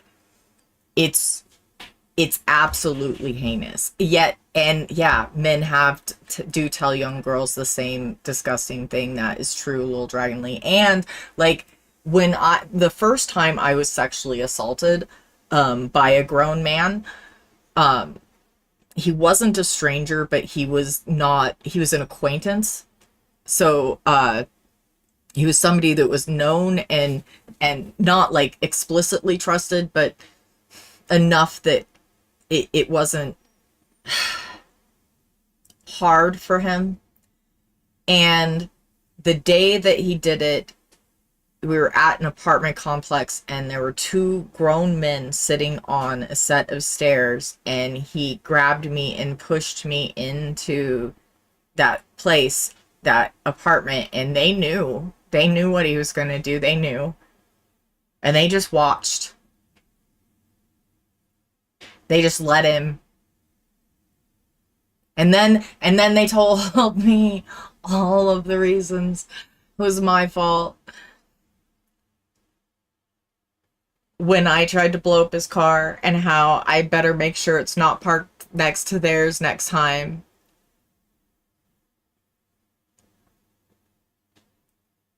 But they sat there because, his dad owned the apartment complex, and if they said anything, they were afraid they'd lose their apartment. So they stayed silent and let it happen. Sat there on the stairs, heard it happen. Service and your duty. It's your calling. You need to get yourself in shape. You need to make effort with your looks. Put on a little makeup. Make sure your hair is brushed. Wear decent clothes. Your husband is wanting. I try to make myself as unappealing as possible, honestly. And that doesn't matter. You still get objectified, even when you try to appear unappealing. Yes, women and girls always get blamed for men's shitty behavior. It, even though he might not say it, he will absolutely appreciate it. And before you think like, I work all the time, it's different. If I didn't have a full-time job, I would have more time. I will tell you, I see a lot in our society, a lot of stay-at-home moms where the husband is still pretty fit. Some of them like very fit. They regularly Stay-at-home moms work 3 times the number of hours on average as their husbands that work 40-hour a week. And it's actually, I think it's closer to 5 times because they're never off. Stay-at-home moms literally never get a day off, never get a vacation. They are the ones that have to get up in the middle of the night. They're the ones that have to wash all the clothes. They're the ones that have to manage all of the emotions. They're the ones that have to cook all of the meals. They literally work 3 times as many hours, never get paid, and get called all kinds of names and told they're worthless because they don't get paid for the hours they work. really work out. And the wife has just let herself go. And she is She is busy keeping life going and being told she's worthless and has no value. Let herself go. Get fucked, you pick-me asshole. Wait, she is wearing sloppy clothes. She is not fixing up. And I think because in her mind, she's just staying at home. It's easy to hear dress up once in a while and forget the exhausted mothers, the working women who are still... Those men work about 40 hours per week, and then they're done. The stay-at-home moms work way more. There's at least 5 hours a day of meal stuff.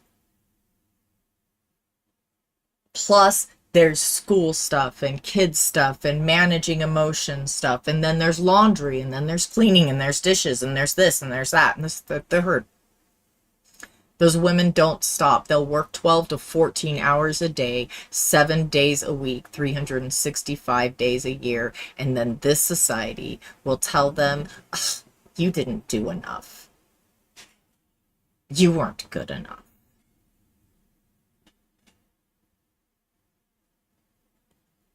Expected to manage the home alone, and just women that are tired living their lives. Let's not forget that women struggle with their mental or physical health. We forget that saying a man's joy is his wife's appearance puts all... Oh no, don't get sick. Don't get sick.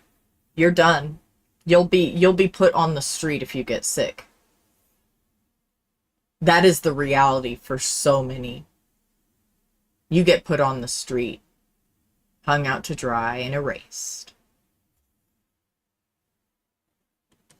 All of us at risk as we age, as our weight fluctuates, and as we have children, as our schedules shift. It reduces women to a sex toy of sorts, only there for their husband's amusement. Oh no, not a sex toy of sorts. A sex toy. That's what it reduces you to. You are as a sex toy, an appliance. You are as an appliance that cooks, cleans, and does sex and emotional labor. And they treat you as though you are a faulty appliance if you are ever tired or ill. And I know, because I was a trad wife for 10 years.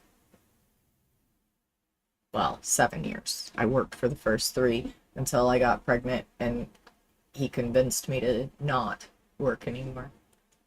Children. Many churches equate with a moral failure. A woman is single.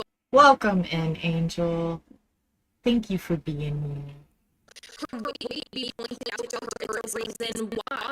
If a woman is married, people will whisper that they feel sorry for her husband and talk about letting themselves go, even if their husband is similar to her, struggling with it. I actually have experienced that as well. After having a baby, no less. Like, after having 2 kids, I got a little fuffy. And not like bad fuffy, just fuffy. And it's like comfortable fuffy. Like, I was nursing and stuff, and my body was just a woman's body. It was a little smishy and stuff. And like, I actually heard like women and stuff say, "Oh, I feel so bad for her husband," and stuff like that. It was heinous. Same thing.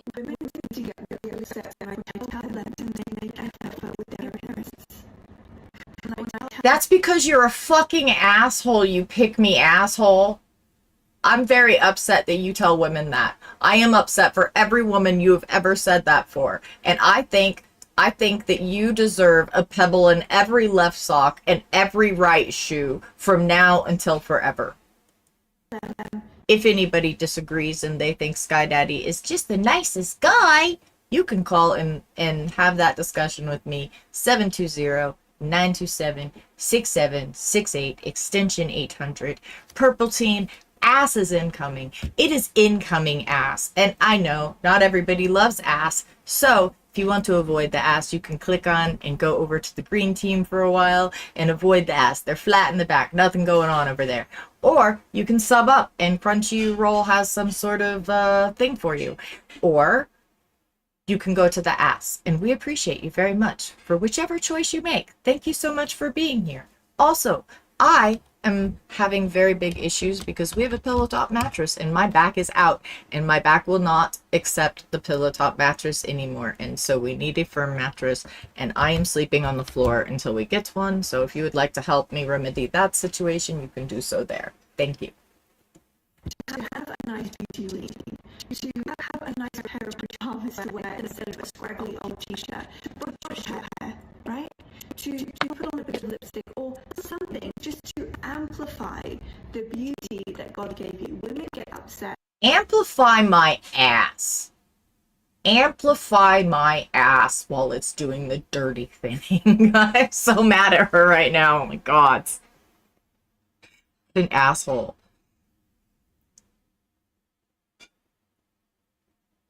Weird. No, I don't know why it's doing that. That's wild. Let me like hit refresh on the video and maybe that'll make it stop doing that. I don't know why it's doing that. I don't hear it doing that. So I don't know, but I will refresh the thing and we'll see if that helps. Since nobody's calling in, I mean, somebody could call in. We could have this discussion. Or you could tell me about weird religion. Like, I liked that discussion. When Queer Stats came and called in and was talking about, like, the weird Mormon stuff, that was interesting. If somebody wants to do that, you could tell me about the Jehovah's. They're weird. Indian. We could have a whole fun discussion. Since none of the Christians want to tell me why Sky Daddy's not evil, y'all could just tell me about other religions. We could just be educated together. Educate me. I like learning. Them to make an effort with their appearance. When I tell them to have a nice beauty routine, I want you to have an attitude effort. I want you to make an effort in your attitude. I want you to make an effort in the amount of empathy you express to other women. I want you to go to therapy and work out why it is that you hate yourself. Because I promise you, ma'am, it is internalized misogyny. And it is so pervasive in our society because these shit asses run everything. I know. I used to have a bunch of it. Well, I mean, I still do. I mean, all of us do. We're raised in a white supremacist patriarchal society. I mean, you don't have to keep it. You can let go of all that and all that misogyny. You can flush it down the toilet. You can unpack it. You can learn a new way. Come on. Come on. You don't have to be a pick-me, ma'am. You don't have to be a pick-me forever. Choose better. to have a nice pair of pajamas to wear instead of a scraggly old t-shirt, to brush your hair, right? to put on a bit of lipstick or something. Just It's very much a vicious abuse trap, and it's financial abuse, psychological abuse. There's layers of abuse. It's really, really bad. Don't be a trad wife. A man is not a plan, and he will disappoint you. He will not live up to that. They are not protectors, and they are not providers. Providing money is not providing. Women provide way more. Women provide the stability. Wives provide that. Women, especially stay-at-home moms, you are the freaking foundation and the scaffolding that holds everything up. Without you, he falls. And he has to replace you. He has to replace you or he can't keep going.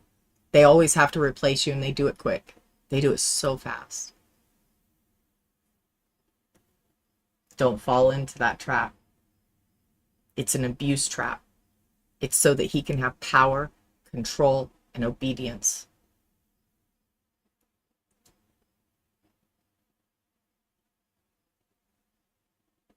They can leave you, and you're fucked. Yes. He made me sick and left me, and I was homeless and stuff.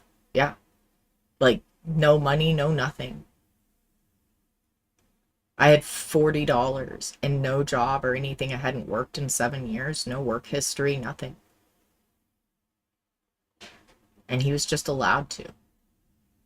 After he made me sick. He brought the disease home because he liked to dip his wick in everything that moved. And this system just let him. And then the system let him abuse my children and continue to abuse me. It's all about control. It's all about dominance. It's all about feeding his ego and giving him a soft, happy life. But you will work to the bone. You will never stop. And if you do get sick and you become a disappointment and you're not fulfilling what he wants from you, he will trade you in for a newer model, and he will leave you in the gutter while he does it. And this system will blame you and point and laugh while you are down on your knees begging for help. That is the reality of being a trad wife. And look at the statistics, baby. Look at the statistics. I am what happens to trad wives. I am the statistic. Don't be like me.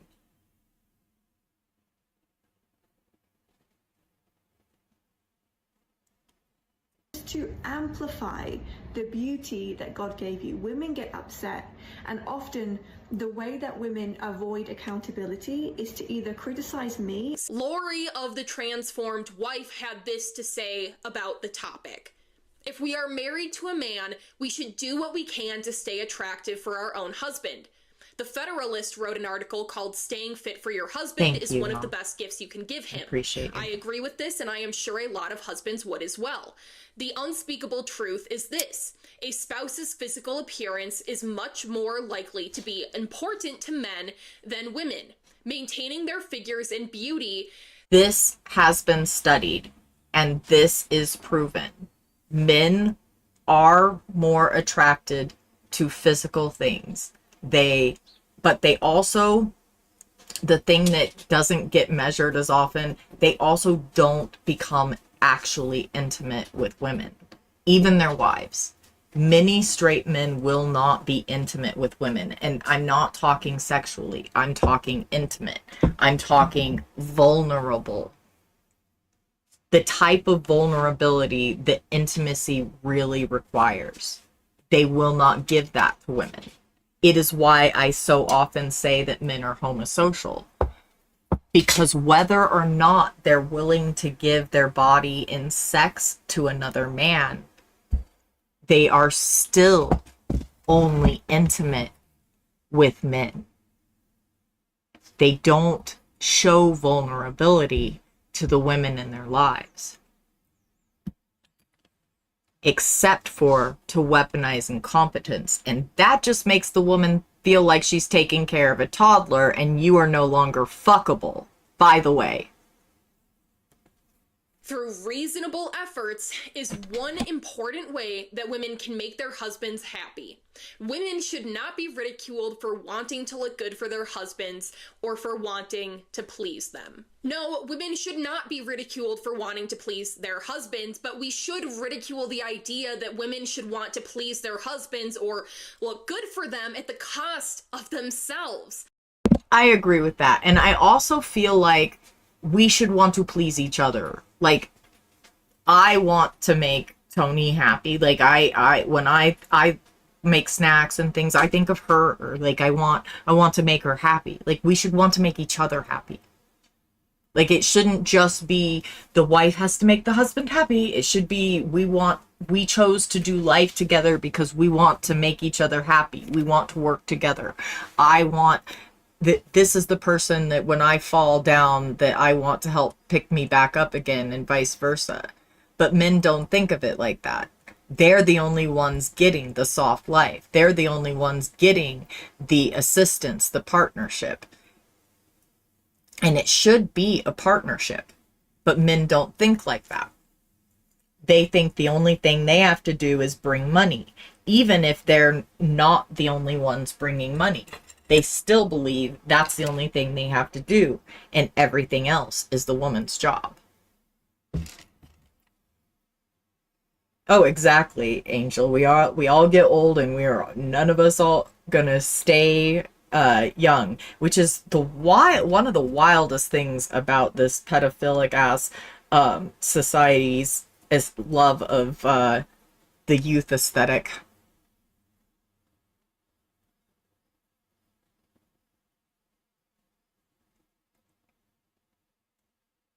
Being willing to like be your whole self is beautiful, and I'm glad that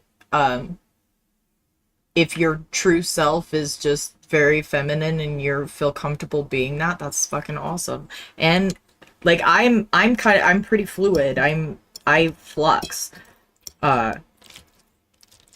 Sometimes, I don't know, I'm fluid, I flux, but I don't know like how to explain it, but I don't know. I also am I don't have estrogen hormones or whatever. So I'm very, I don't know, very fluid anyway. By hormone as well. God's gravy, words are fucking hard. Alright, I'm gonna press play on this. I was brought food, so I'm gonna eat while we watch this for a moment and wait for calls. This type of language honestly makes me sick, you guys, but it's prevalent in Christian culture, particularly evangelical Christian culture in the United States. If women don't meet the impossible body standards, they are accused of deadly sins like sloth or gluttony or pride in not working on their perceived flaws. Welcome to the Glutton Diaries, where I am breaking up with gluttony for my true groom, Jesus, and you get to follow along on the ending to this toxic relationship. One sin that I believe that is overlooked is gluttony. A lot of people are idolizing creators on this app, eating an enormous amount of food. I have a confession. Sometimes I overindulge myself in things that I should not. Let's talk about... Oh my gravy, she's gonna piss me off here in a minute. Oh, that's awesome. I love that for you. I love that for you. It is wild how hormones affect us, and like I had the bad kind of endometriosis. So it was the kind that messes with every aspect of you. And so estrogen was kind of damaging to me. It was not great. And honestly, when I was finally able to like not hold like society's need for me to be like a woman or whatever, femme, whatever, and when I was able to just let that go, because that actually made me feel less than. I had always felt like I wasn't good enough, like as a woman, like I wasn't good enough, like I wasn't, like there was something missing in that anyway. And once I was able to let that go and like finally unpack it and like start addressing different things, like the only time I've ever really had any kind of like euphoria is when I'm as androgynous as possible. Like, I don't mind like being femme too, like that's fun and that's fine. Like, I've done that my whole life. I know how to do that. Like, it's like a comfortable pair of shoes. It's easy to slip that on, you know, it's not challenging. And also like when I can just be and exist and none of that, like it's I don't know how to explain it, but it's better.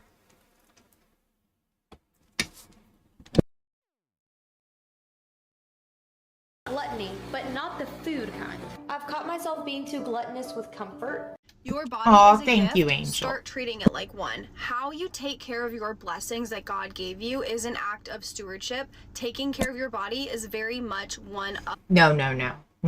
You are a gift because you are nature experiencing itself, and you are here existing with us and having an experience with us, and we're a social species, and you're part of that, so that is what makes you special. Also, none of us are special, and we're all special just because of that. And your body is just a tool that you use to have experiences here. That's it. Don't listen to these silly people, and they're trying to make you feel bad about your walk around tool or your roll around tool. It's your tool. You get to do your tool your way. Of them, your body is a temple. We all know that. Are you going for your walks daily? You are blessed with 2 legs. You can move your body. Are you praying over your... Well, that was ableist as all fuck. Ma'am. Some of us can't just get up and walk. I mean, sometimes I can, and sometimes I can't. And some people, some of my other fellow disabled people can't at all. And that was very ableist of you. You can suck an elf, ma'am. Suck an elf. food that God blessed you with? Are you cleaning your house? Some people don't have a house to clean. It really is a Some people shitty don't book. have a bed to sleep in with a roof over their head. Are you taking care of those things? Are you washing your clothes that God gave you? Are you hanging them back up? Or are you letting them lay around your house, letting your house be like a pig pen? Are you nourishing your body properly, or are you overindulging in food and being gluttonous? I'm gonna be so honest with you guys. I've been thinking about this for days, and I just realized how freaking motivated. So by food judgy. Oh is my not even gravy. funny. Gluttony is a sin like we don't talk enough about. Like I wake up and I'm like, I literally wonder what I'm eating for dinner tomorrow. Like, I want That's my because you coffee. need food to survive, If boo. you're with me in the same boat, I recommend that you fast and you What fast even from the food crap? for like. And do different kinds of fasts, because I've done Daniel fast, I've done like fasting coffee, caffeine, like literally everything, because I realized how freaking dependent I am on food. Yes, we need food. You eat oh my gravy. Did she just say that? Because Jesus did that. Body image I cannot. and weight I are cannot. difficult topics in a world that is already completely wrapped up in beauty and thinness. It's already difficult to be a woman in an ever-changing body. It's difficult to feel beautiful when you're constantly shown weight loss advertisements and cosmetic procedures. Imagine how much more difficult, though, it is when women are told to add a spiritual layer to the matter, when they believe that these outer cosmetic concerns signify a deeper problem within themselves or a failure as a wife or a mother. It's no wonder that Christian women are struggling. It's no wonder they see women not meet their white Christian beauty standard. Because they do expect your body to be this stationary thing that stays the same.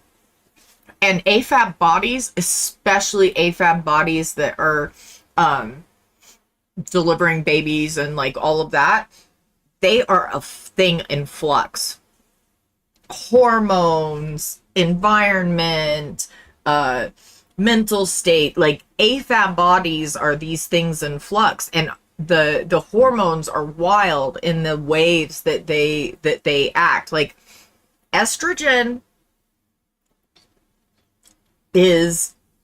has waves, and like it's like a roller coaster. But anyway, they're a body in flux, and so women all women have to deal with bodies in flux. Trans women that use estrogen can tell you that as well. Like, women's bodies are in like cycle and they change and they evolve, and then like they do cycles of, I'm not wording well, I'm shutting up and pressing play. And they feel confusing emotions rise up. They see a woman whose husband loves their body no matter what, and the idea somehow disgusts them. They see a wife who no means no and yes means yes, and they accuse her of not submitting fully. Their entire perspective has been warped by the church to lose themselves, to freely give up their own autonomy, including their own bodies. What if I told you your body isn't yours to control, criticize, or neglect? Christian women, it is not a If you told me that, ma'am, I would ask you what you were smoking and tell you to call poison control, because that shit is toxic. Yep, that's what I would do. suggestion to submit and obey our husbands. It's a requirement. It's a command given to us from the Lord.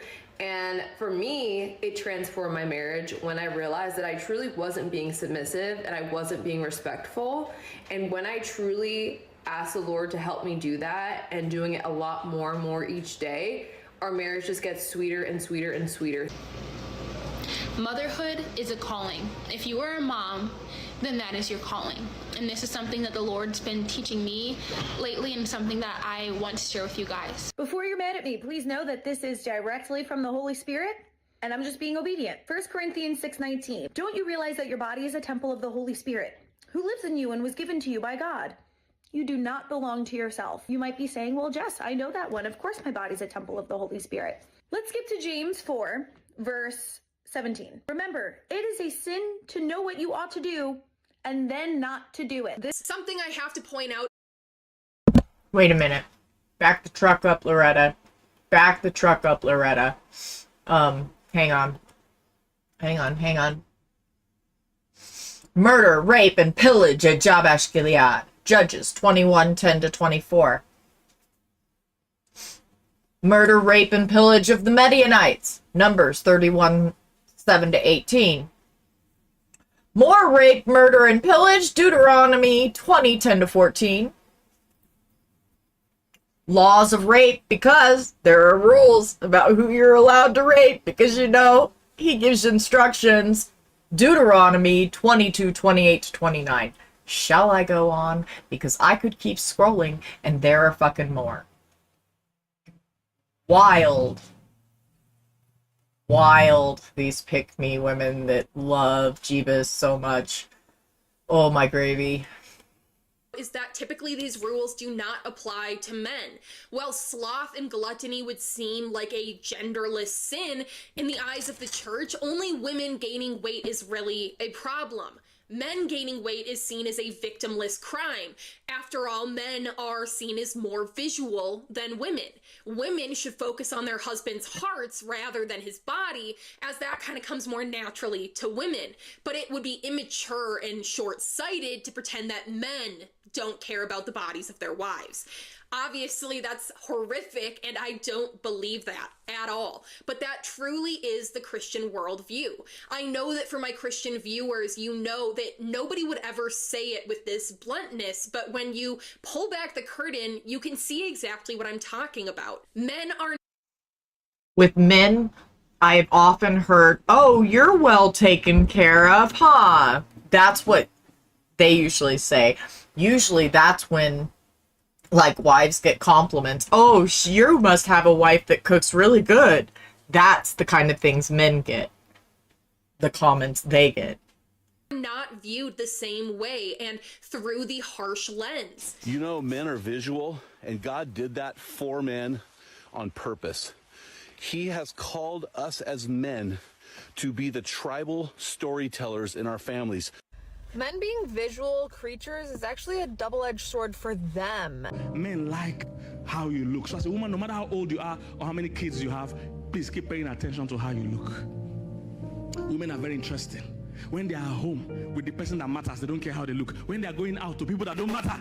So I'm talking more about what makes women sexually attracted to you. Men get stimulated visually. You're turned on by what you see. Women are more stimulated by social interaction. They're allowed to have weight fluctuations throughout their life. And we know that men are not, in fact, more visual than women. This is outdated and misogynistic. Men are not inherently more visual than women or anyone else. This is a myth that persists because it suits men and the patriarchy to perpetuate it. It obliges women to perform their body and their appearance to an almost professional degree, not just in grooming, but in sexual performance as well, in order to appeal to some false biological constructed nature of men that they're just powerless against, but which conveniently nets in them getting to see us be our most beautiful and putting the most labor into looking good for them. And all of that. Oh fuck, the words I was gonna say just slipped out of my head. Oh my gravy. Oh, and because it is socialized in the concept that men are more visual, because it's socialized in, they convince themselves of that. And sometimes that can interfere with their ability to really enjoy their partner or, you know, their selves even. But it's not true. How can it possibly be? Science knows that there is no such thing as a male brain or a female. That's another part of the myth thing, Angel. Men were not the hunters. Women are better hunters on all fronts, proven by science and by archaeology. Women have always done as much hunting, if not more, and been better hunters. So that is myth, actually. Brain. And even when you just look at the basic evidence, for example, Pinterest's majority audience overwhelmingly is women, and Pinterest is an entirely visual medium. This myth came about from studies where men and women viewed porn, but if women didn't react as positively to porn, perhaps that's because porn isn't made with the... Hunting is about regulating your emotion, your body, and patience. It's about regulating your breathing, all of that. Women are just better at it, and women are less smelly. Female viewer in mind, and she is less likely to find erotic stimulation in these scenarios where her pleasure isn't prioritized or even present, and she's not safe. And anyway, recent meta-analyses of those studies and brain scans show that men and women react exactly the same to visual erotic stimulation. We know that just like so many other facets, which that study that they did that shows the difference in the way women and men react to visual erotic stimuli is actually kind of cool because it has like the brain scans and stuff. I will try to remember to find that article. Try to remind me to get it to y'all. It's actually kind of cool to see like how the brains light up on the scans. It's kind of neat. I'm kind of a nerd. Yes, exactly, Angel. Yep.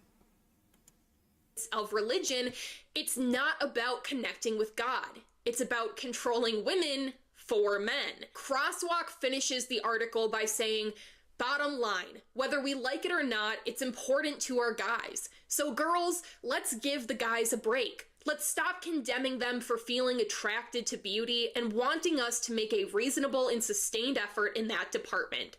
And guys, give us a break. Please understand how very personal and painful this issue can be for women. And let's always remember that the issue of female beauty is merely a signpost. It's a reminder to all of us, male and female, that the King desires our beauty and that we ought to carefully attend to our character. The King desires our beauty is creepy as all shit. It really is. And by the way, Christians, Christian men, you're the bride of Christ. You better get pretty for him. He's going to expect you pretty on his wedding night. Into making ourselves spiritually beautiful for that great destination wedding on the other shore. Okay, and quote, "My beauty as a woman is not a fucking signpost, period. And neither is yours."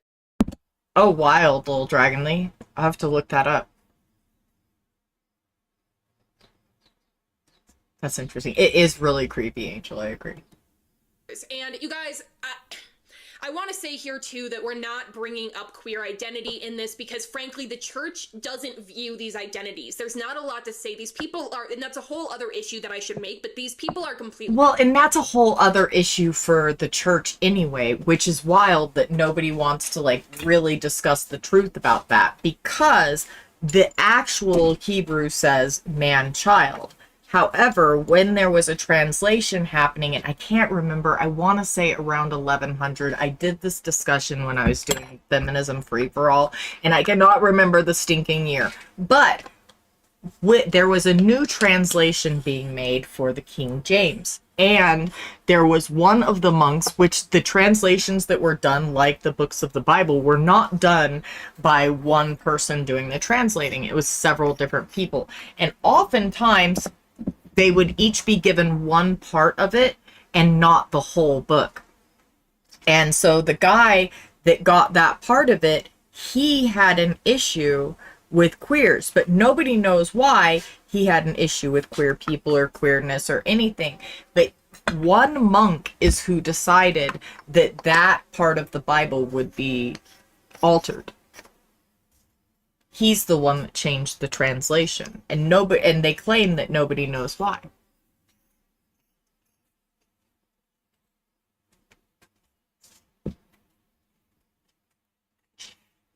No, that's fair, Little Dragonly. That's fair. They're wise. I wish we had, because the colonizers, they were monsters in people suits. They were not people. Erased. The church really only deals with male and female. They, again, typically do not see other gender expressions, other types of living. So that's why it's not included in here. But that's not to say that there's not harm. There is an enormous amount of harm by them making this group of people invisible. But once again, my beauty as a woman is not a signpost. I don't really have words. Oh, thank you for that added context, Angel. The monk was also rejected by a woman he loved, so he wrote in the Bible that women were dirty. Thank you for the added context. To respond to that. I really hope that all of you guys can see how truly disturbing this line of thinking is and how harmful that it can be to women. But we've got even more to cover. So let's talk about how the church equates sex to love. Christian women are often taught that by allowing their husband to own their body, they are loving him, submitting to him, and are living out their faith as a godly Christian wife. The reality is that thinness is not next to godliness, and thinness doesn't equal attraction or even health. In this way, the church plays on extremely common and existing fears that many women struggle with in America. Things like body image, intimacy, and whether or not they are fulfilling their roles in life well. They give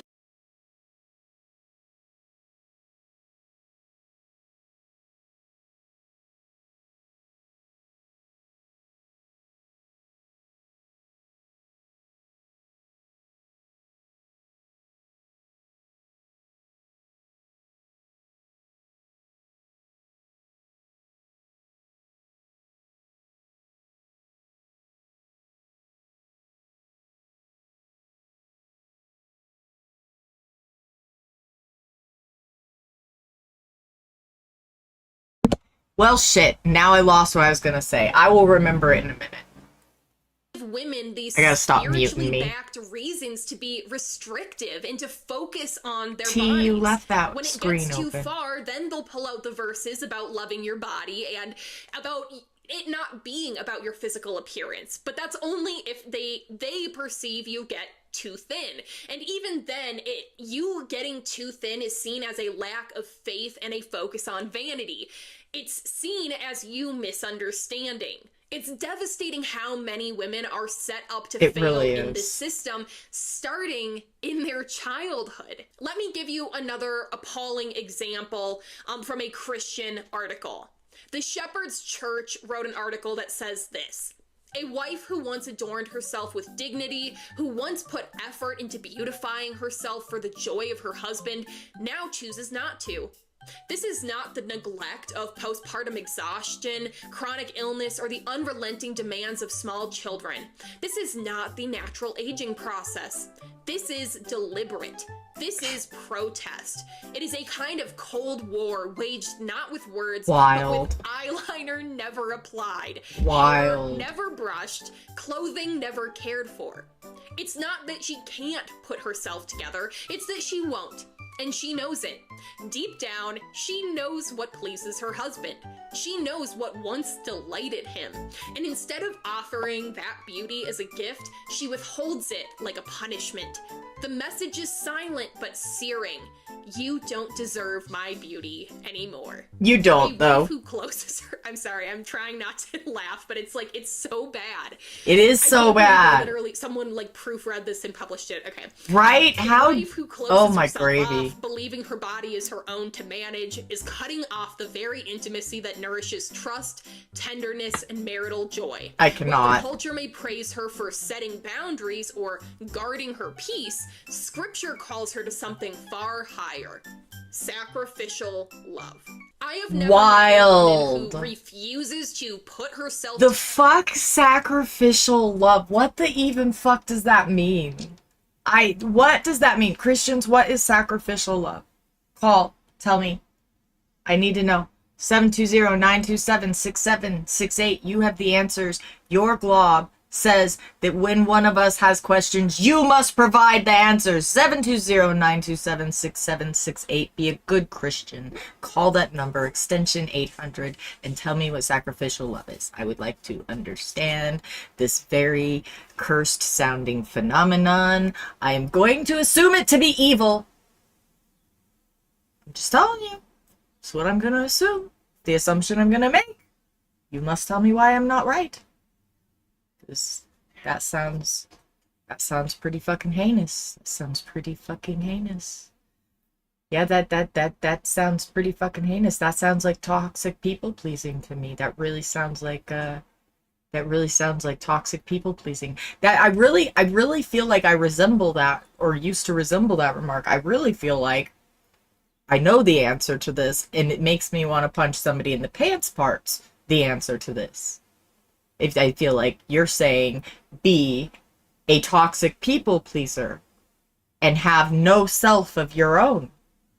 That is dangerous, my friends. That is dangerous.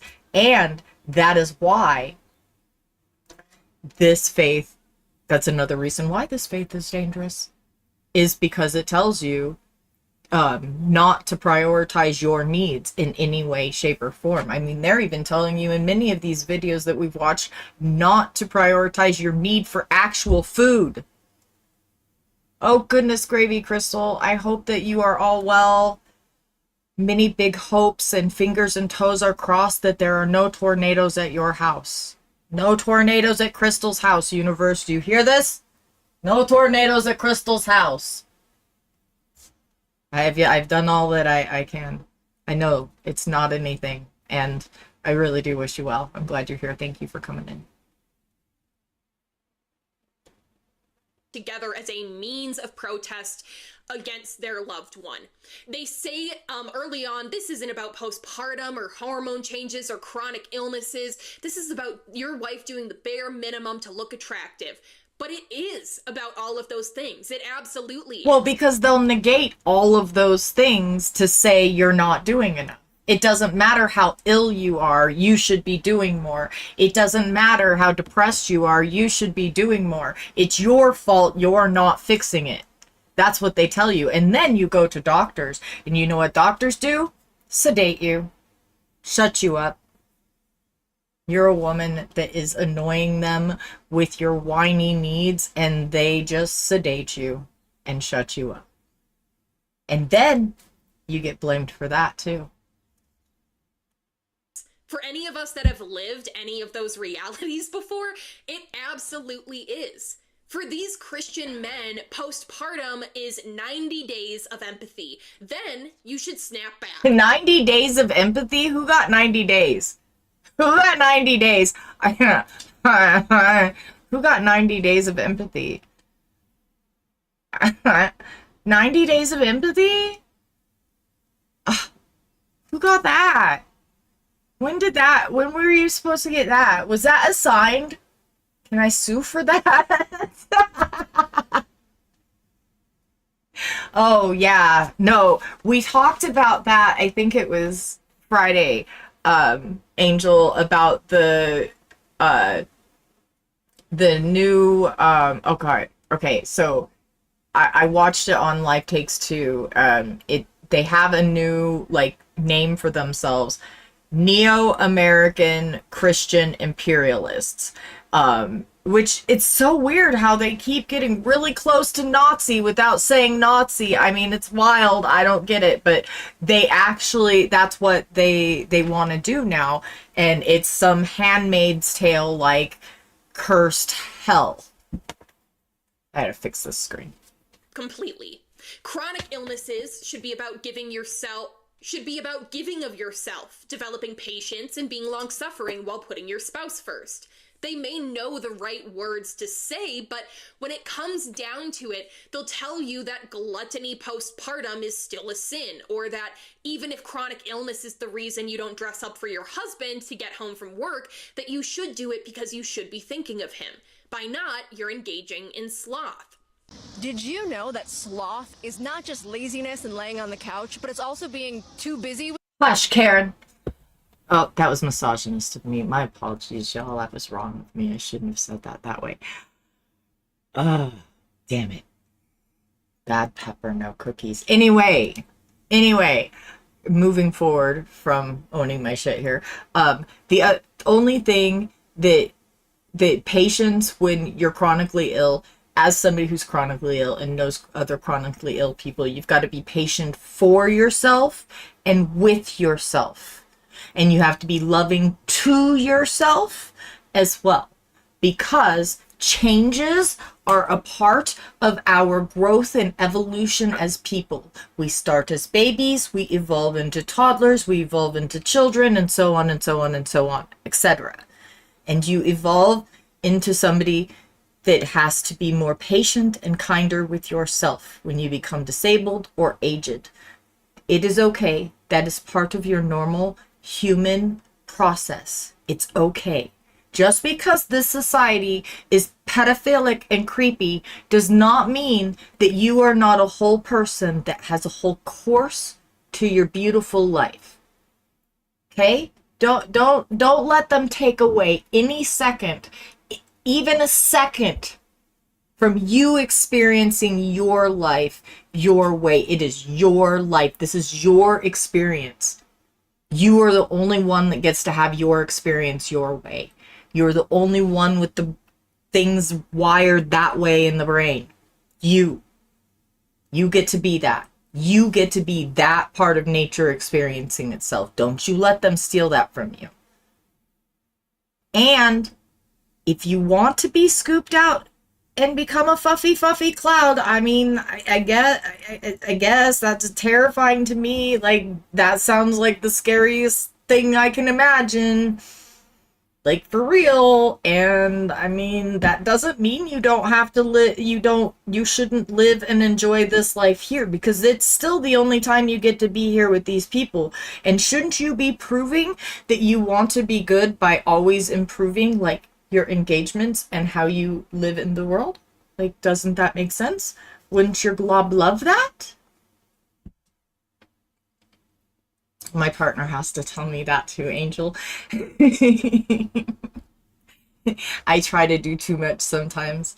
It's a thing. Luckily, we have teamwork and teammatery, and we help each other and pick each other up, and I love that for us. With other things that you're actually not doing the most important things, like being too busy to do the most important chores, or that really hard project at work, or having the time to pray to God. You see, God promises. Glob, you're a fucking asshole who can suck an elf. And I wish you a psychological fucking pebble in every right sock and every left shoe from now till forever because you suck. Pray like that? Is that how I do it? Did I do it right? Did I do it right? Hey, Christians, you want to call? Tell me if I did it right.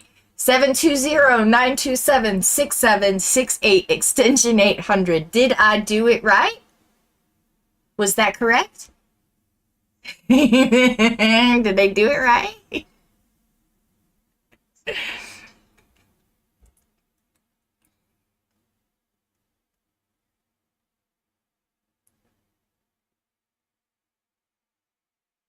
Oh dear, gravy babies of mercy, little Dragon Lee, I cannot. Oh, how dare she. All of the caucasity and all of the land.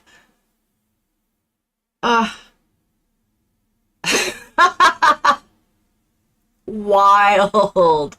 Teaches women to rebel against men. Women! Not only should you rebel against them, you should excel above them in everything you do and prove that they are not the superior beings they think they are. I know, it's wild. It's not just a summer thing. They really are that in love with themselves. It's socialization. I don't know what to tell you. Help me change it. All right, Purple Team. That message, that incoming ass is for you. You are about to go to ass in about 2 minutes. And if you would like to avoid the ass, you can do so by subbing. Or you can click the link there and jump over to the green team, flat in the back. No ass there ever. If you go to ass, we very much appreciate you. It is wonderful of you to go and experience the capitalisms on our behalf. They are suck. They are really suck. So it is very appreciated if that is the choice that you must make in this capitalist hellscape. Also, I do labor here. This is labor. I do research. I listen to Red Pill Men. I do things. And I'm currently sleeping on the floor because my mattress is too soft and I need a new mattress and I would really like to not be sleeping on the floor anymore. So there's a Ko-fi there. If you want to help, that would be amazing of you too. Thank you so much for listening to these messages. Yes, I know, Angel. I keep telling the men that all the time, that we can make babies with trans women, bone marrow from women, and DNA from the skin now. We actually don't need men, don't need the Y chromosome at all anymore. Just don't.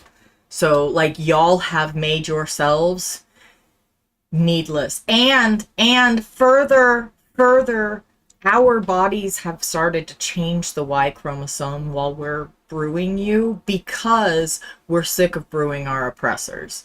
And so, like, it's getting weaker and weirder, and it's gonna disappear at some point just by itself unless y'all correct that and decide to, you know, work on being less shitty.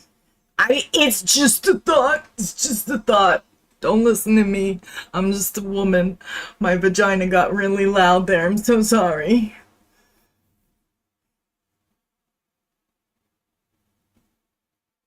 I haven't played that one. I miss having an Xbox so much. I miss games. I miss other games. I've just been playing Icarus lately, but I love that game. It's so fun. But I miss Fortnite. I miss my Game Pass. I miss games.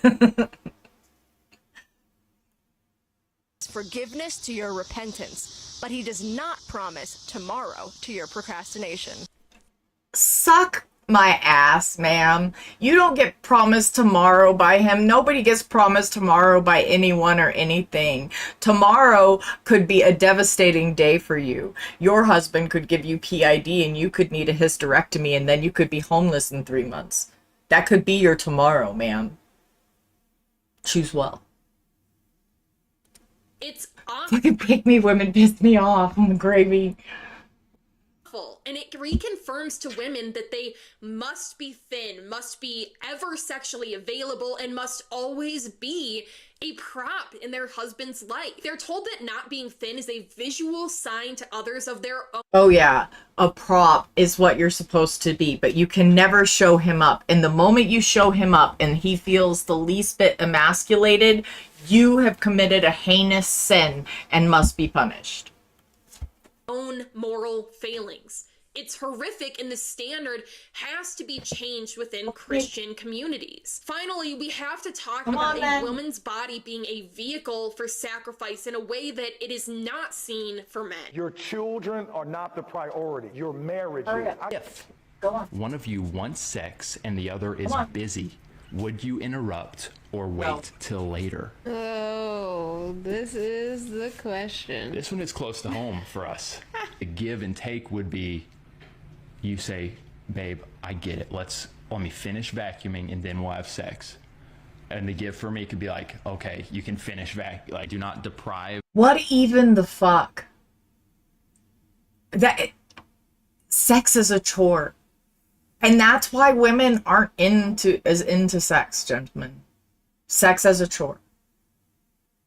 Because y'all use it to manage your emotions. Because you have no ability to sit with discomfort. You have no ability to self-validate. You have no ability to make yourself feel better without your little wee-wee getting a happy dance.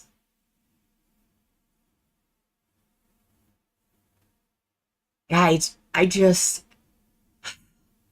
and the fact that that is so normalized.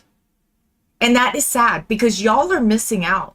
Y'all are missing out on so fucking much by denying yourself full emotion.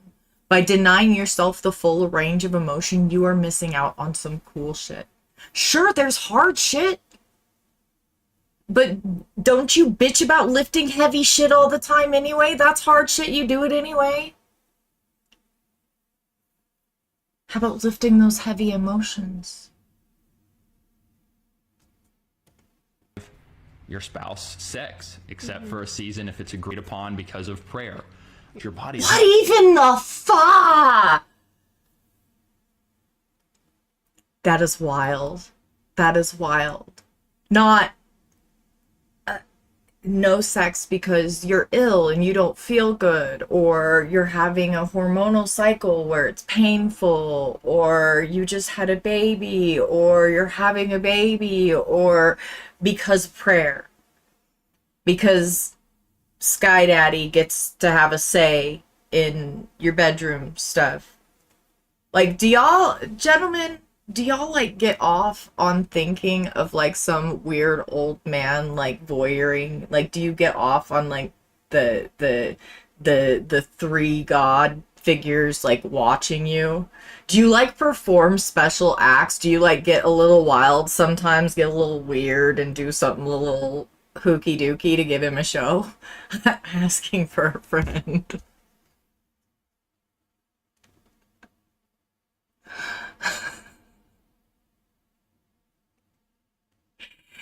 I do too, Angel. And it's making me snarky.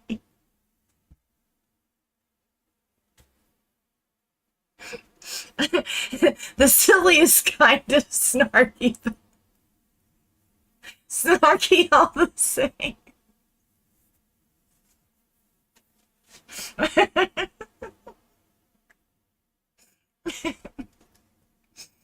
Oh yeah, definitely mainly for selfish reasons, but predominantly to manage uncomfortable emotions. It's how they re-regulate. It's how men regulate. It's what they're socialized to do. It's what the socialization is to do. That's what they're taught to do, and that's what's modeled for them by their dads and their uncles and their grandpas and stuff. And so men use it to re-regulate. Like, we take a hot bath or lay down and read a book, to re-regulate. Men jack off or go dip their wicks into something that moves. Yeah. It's how like men don't see women as people. We are a tool. We are an object that they use to satisfy a need or a desire. And they do have a need to re-regulate. And because they lack the strength of will and the strength of will, they're just really weak. Because they're really weak of mind, they choose to do the easy, simple, violent things instead of like actually, you know, going to the mirror and having some inflection.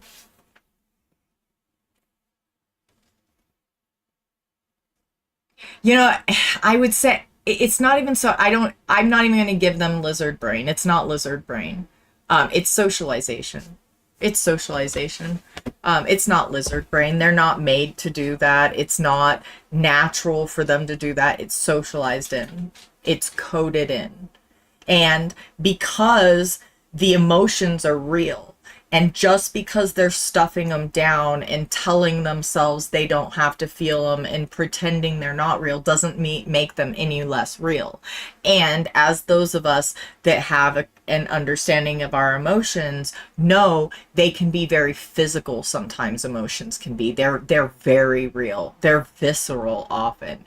And so they're just ignoring that visceral feeling and they're stuffing it in this bottle. And they don't understand that that bottle has no no release valve, so it's pressurized. And so one of the ways that they let that pressure loose is to jack off or go have sex. And oftentimes they of course can't vent the whole thing because, you know, they're not actually taking care of the issue, and to let too much things out of the bottle would destroy them because then they would have to manage it or clean up the mess they made. They choose to vent it through sex or jacking off, and then put the cap back on the bottle and let it just come out in shitty behaviors they'll hate themselves for later. Hey dog, how are you doing, honey? Glad to see you made it home safe. I like hot baths too. Little Dragonly hot baths are where it's at. I also like a book. I like fiction, and I like fantasy fiction personally. I'm reading a series. It's kind of a cool series. It's the Rachel Morgan series. It's oh goodness gravy, I cannot remember now. I can't remember the author's name, but it's a pretty decent read. I'm enjoying it. What are y'all reading? Y'all reading anything good? I saw that. I haven't seen the earrings yet. I'm gonna go as soon as I'm done with stream. I was trying to pay attention to two things at once, but I'm gonna go in a room as soon as I'm done with stream and check it out. I hope y'all had a good time. I'm so glad you got home safe. The wind is picking up pretty nasty. All right. I feel dumber for listening to this. I don't even know if I want to finish the last few minutes of this. It's so horrible. He's gonna say something heinous. Somebody call in and discuss a prompt with me. Call and tell me about some weird religious thing that I'm not aware of. I like to learn new things. I have kind of a fascination with cult stuff. I watched Sister Wives to learn about like some of that cult stuff. It's weird. Weed in Star Wars Expanded Universe. Let's go. Yes, that's fair. That's fair. I'll give you that. I love a good nerdery. I really do love a good nerdery. I like my go-to like repeat sci-fi is Killjoys. I have watched it so many times. I will watch it over and over. Deirdre the Destroyer and I will get together in the Discord and watch it. That is my go-to. Though I also really enjoy Orphan Black, and I'm gonna watch that. We're gonna be watching that in the Discord if anybody wants to join us to watch Orphan Black. We're gonna be watching that in the Discord. It's really good. I liked it a lot. I liked it enough to own it. And I also own Killjoys. I love Killjoys so much. Oh yes, fricative bomb. Yes, yes. And for usually people, if you are not on purple team, just FYI, you do have to get an invite from me or somebody in purple team. I'm just letting everybody know that. I am giving a link right now for purple team if you want it. Anybody in purple team may have that now. Isn't Killjoy so delicious, little Dragonly? All right, Dutch or Anila? Dutch or Anila? I go back and forth, but I am Anila. Anila.